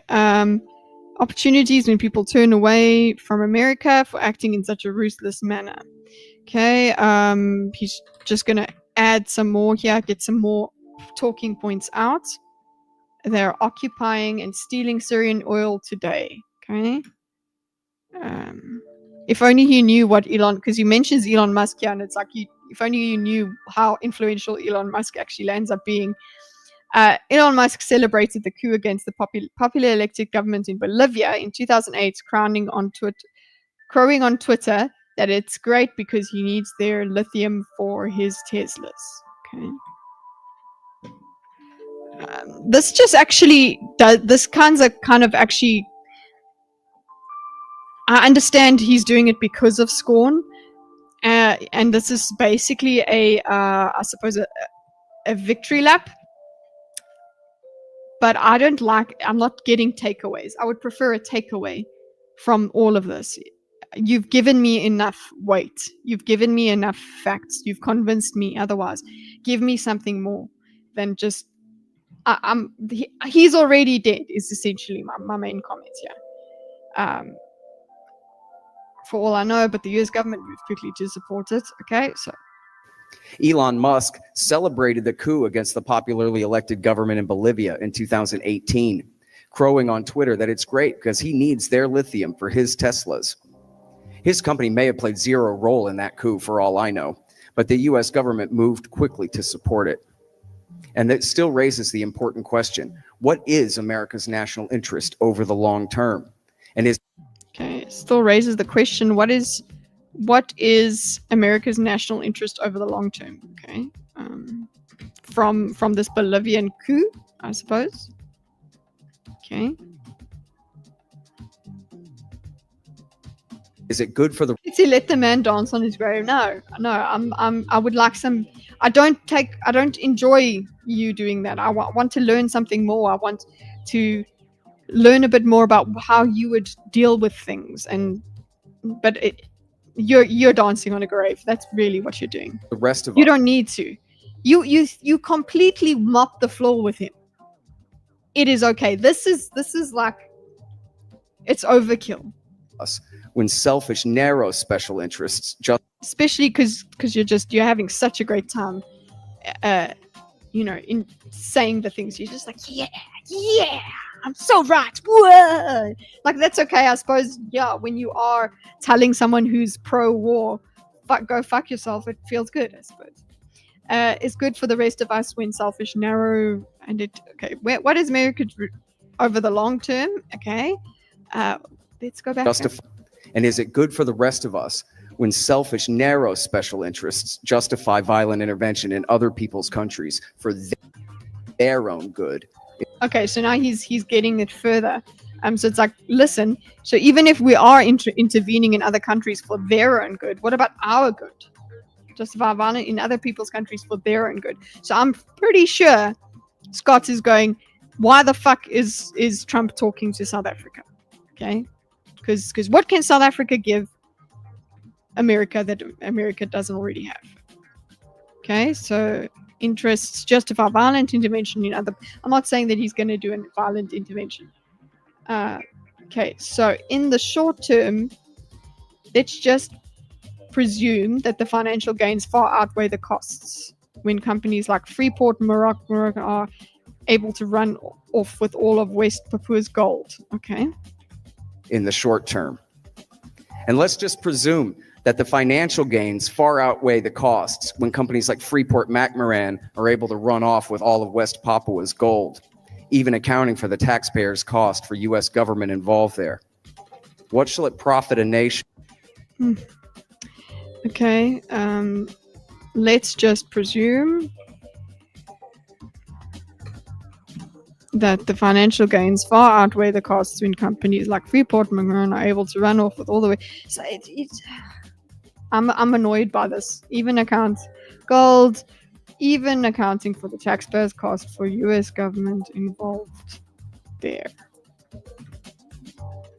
I'm tired, and I just want you to finish up. Next, what shall it profit a nation if they gain the whole world and lose their own soul? Like this, when I first heard it, I was like, that's a really epic line. I really enjoy it. It's like, if you're losing America because of this is a big epic line. But right now, I'm just so numb to all of his grandstanding. If they gain the whole world and lose their own soul. It's like, wow, you're so deep. You're so deep. And listen, he's right. I'm not denying the veracity of his arguments. I'm not doing that. I'm just saying I'm over him. I'm tired. Yeah. You know what? SA can leave BRICS and become America's bitch. They could. And they should. Okay, what shall it profit a nation if they gain the whole world and lose their own soul? Okay, by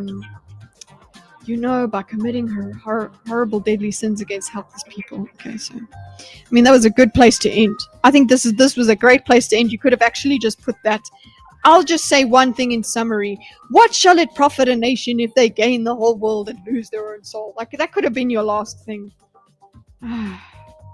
Okay, by committing. Okay. By committing horrible, deadly sins against helpless people. Part of the problem here is that and lose their own soul, by committing deadly sins against. Yeah. Okay. Are you done? Are you fucking done? Are you done? No. Okay. Here's another one. He's just gonna say it in a different way. Really the problem here is that the neoconservatives and their neoliberal counterparts never really understood what liberty was about in the first place. I'm 14 and this is deep. Okay. the neoconservatives and their neoliberal counterparts never really understood what liberty was about in the first place. It's a great way to finance a PNAC, but Pentagon contracting is not the free market. It's corrupt crony capitalism. And due to the economic deformations of America's... Why is this not hitting for me? It really should. It really should, I understand. Whoa, he's spitting straight facts. permanent war system, the most wealthy counties in the country now are not here in New York City, but in the suburbs of Washington, D.C. Hold on. Sorry, I was almost just going to copy paste the whole thing and not break it up. Contracting, free market, it's corrupt crony capitalism. Oh, and due to the economic deformations of America's permanent war system, because we need to have that buzzword in there, permanent war system, the most wealthy counties in the country are now not here in New York City, but in the suburbs of Washington, D.C. Bum, bum, bum. Oh my God. Oh my God. Everything is horrible. America bad. And I'm tired. Where our supposed public servants live. Maybe it's because I'm just used to having this opinion of my own government. I'm like, you're not special. and the richest in the city, as all Americans in the rest of the world know, are all market proof. He just fucking hates them, man. Woo. where our supposed public servants live and work. And the richest in this city, as all Americans in the rest of the world know, are all market proof due to the And the richest in this city, okay, where our supposed public servants live and work. And the richest in this city are market proof, okay? Like, is he giving a political speech? What I'm saying is, like, I'm like, do I have to vote for you somewhere? Because this is what it feels like, okay? so-called Greenspan put. They get bailed out by Congress and the Hey, atheist gamer, you tired? I'm tired. I'm very tired. Market proof. They're market proof. The richest city, as the rest of the world know, market proof due to the so-called Greenspan, but they get bailed out by Congress and the Federal Reserve System every time they make a $2 trillion worth of bad bets. Okay. They're everything wrong with the world. I don't know what it is. I guess I'm overstimulated here. You're doing a bit too much. While regular people are forced to carry their weight on our backs. Oh, our sons come home from war unable to find good work. I'm like, it's a bit... okay. the Federal Reserve System every time they make a few $1 trillion worth of bad bets. And while regular people are forced to carry their weight on our backs. Our sons come home from war unable to find good work, unlike in all the promises. And this is another major reason for the current crisis of confidence by the American people. Yeah, I understand. We don't have confidence. How do you bring confidence back? You've been dancing on this grave for a long time. I need you to bring confidence back. Okay? I need you to talk about positive things. I guess that's... No, we need to sit and grumble a bit longer. Find good work, unlike all the promises, and this is another major reason for the current crisis. Okay, cool. How are you contributing? How are you making this better? The nation as a whole does not benefit you otherwise from acts of violence and coercion by the American government. Okay.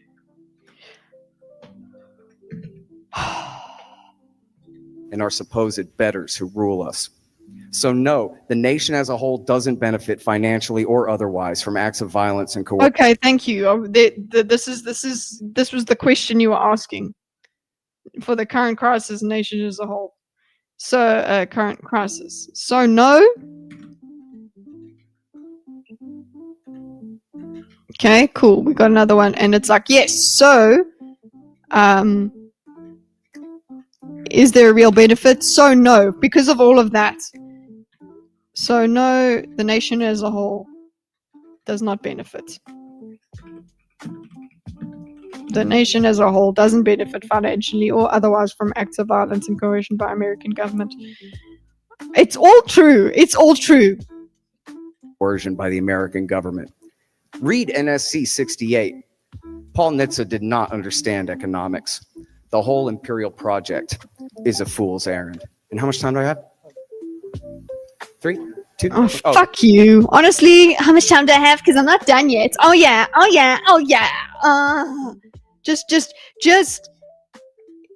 It's giving woke. That's what it's giving. Okay.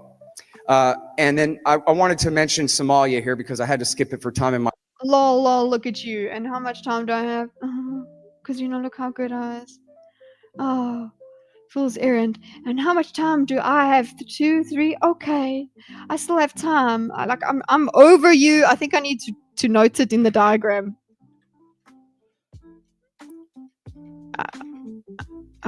Just shut up. I'm done. So over it.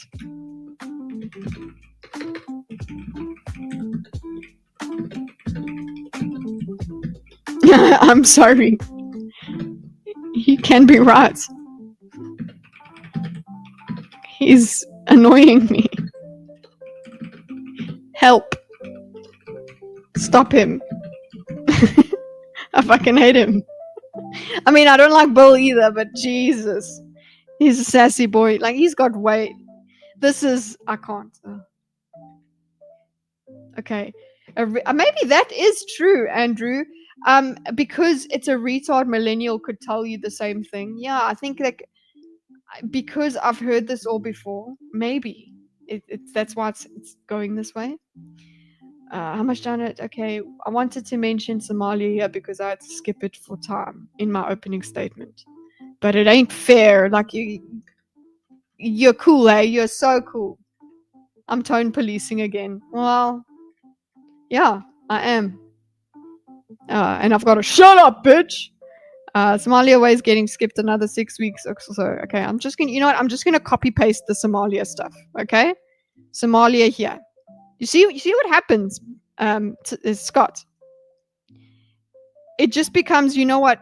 It's overkill. So I'm not even interested anymore. Okay, I know that it should make me go, you see, Bill, I'm not on your side, but I'm already not on your side. Supported the Ethiopian invasion, blah blah blah. Look, literally, this is what I'm just gonna do. I'm just copy pasting. Okay. And I'll just let you guys listen because I'm fucking over it. Okay. My opening statement, but it ain't fair that Somalia always gets skipped. Another 6 weeks or so, it'll be America's longest war. Bush started supporting the warlords to hunt down supposed al-Qaeda terrorists in Somalia before the end of 2001, including the son of Mohammed Adid, the bad guy from the Black Hawk Down catastrophe of 1993. Those warlords made life miserable for everyone until the people came together to form a new government, the Islamic Courts Union, to force them out. Bush then supported the Ethiopian invasion of 2006, which traded the harmless Islamic Courts Union for the much more dangerous al-Shabaab insurgency. In 2008, it's just wall of text, yeah. There's just what I'm not. Maybe, yeah, blame me, get upset with me. Maybe when I go through this at a later stage, I'll break it. But I'll break it into pieces, but let me just let him go. Secretary of State Condoleezza Rice decided that ICU chief Sheikh Ahmed Sharif could be the leader of the country after all, just within the form of the new government the U.S. had created for them. Never mind the ran out of patience as someone who's in agreement with Scott now. I don't need this. I don't need or appreciate this. It's just annoying me. If I have any, let me just put it out. If I have any more insight as to why I'm reacting so emotionally to this, I'll add it at a later stage. Okay? I don't know. I'm just... Why? This is just over the top. Why? Chinsia, Kitty, why am I not enjoying how over the top this is? I mean... last 2 years of killing. But al-Shabaab kept fighting, and the U.S. drone war against them has continued ever since. And as soon as the U.S. ceases support, the government it has created in Mogadishu will surely fall, just like Kabul. And Kosovo in 1999. The war was in favor of secession, which is a regime change of sorts.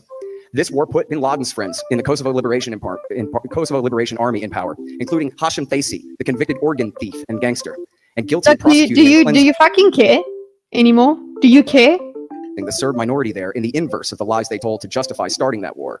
Bill Clinton and the Weekly Standard claimed that 100,000 civilians had been killed, Kosovo Albanian civilians, by the Serbs.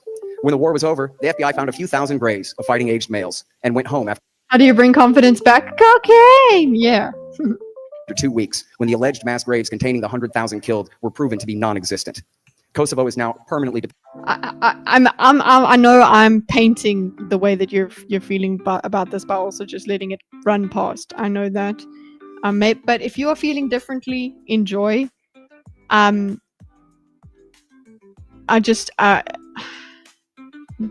dependent on the United States, where we still maintain a massive military base there to this day. So there have been no successes in the war on terrorism, unless you count winning 2 Iraq. Is it possible that you could have too much information and too much to be too right? Is that maybe it? Is he too right? Is he too right? Like, is he too correct? Is there too much of him? It's like, you know what? I think he actually wants me to get to the point where I say enough already. Iraq wars for the Shiites who Because I think that's how he ends the speech. He's like, he says enough already. despise us and continue to insist that our troops leave their country immediately. I don't. Okay, cool. Thank you very much. And let's see.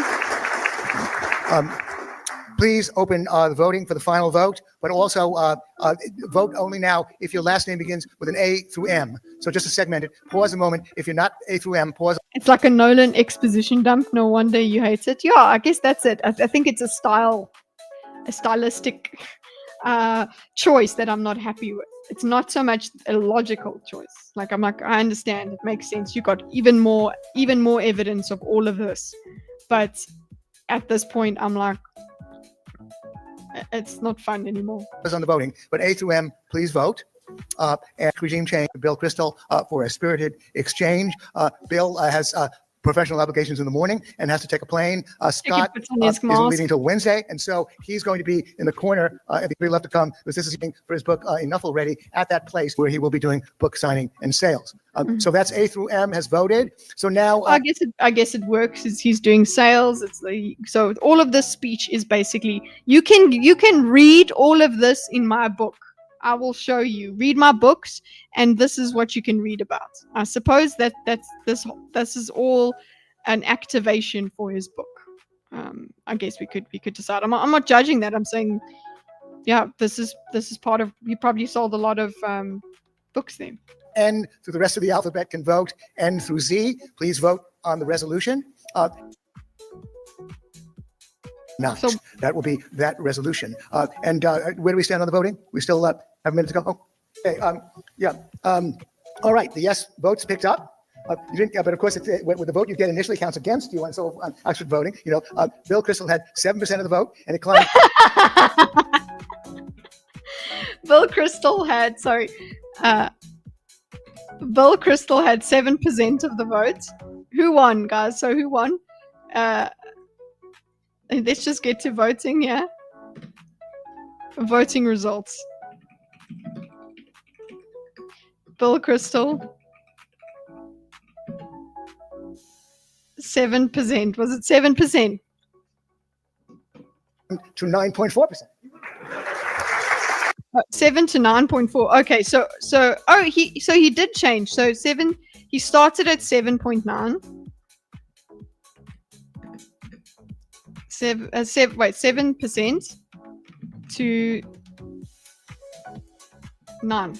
Crystal had 7% of the vote, and it climbed to 9.4%. And it climbed to 9.4% by the end. Okay, that's because his friends, I suppose his friends arrived. Okay, and then we've got, I have to get that. 7%, he did better than expected. Well, he did. He even went up. He convinced 2 more percentage points.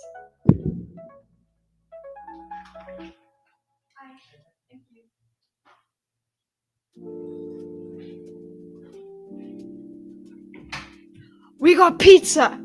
Definitely need to finish this. Ridiculous. Okay, we got pizza. I'm on my way out. But let's see what. Congratulations, Bill. But now that's the number to beat. But then the no votes went from 72% to 85%, picking up 12 points. So okay, so hold on. No votes went from. No votes went from.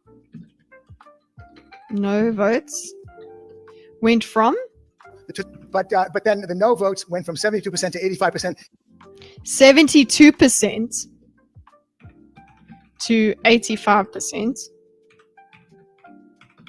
Okay, by the end. Okay, and then what? Picking up 12 points. So the Tootsie Roll goes to Scott Horton. Well, congratulations. The Tootsie Roll goes to Scott Horton. wins Tootsie Roll. And I win pizza.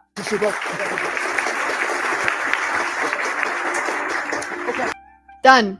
Dunzo.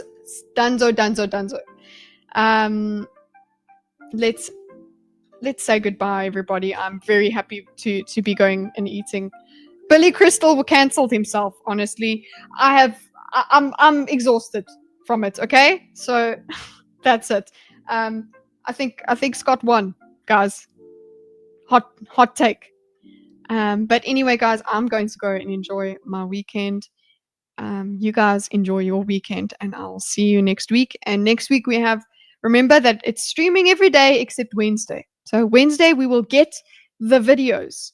That will be the time that we are spending on videos. So my lack of stream is good, right? Okay. Words. Over it. Oh yes. Hold on. Here is the here is the link to the diagram.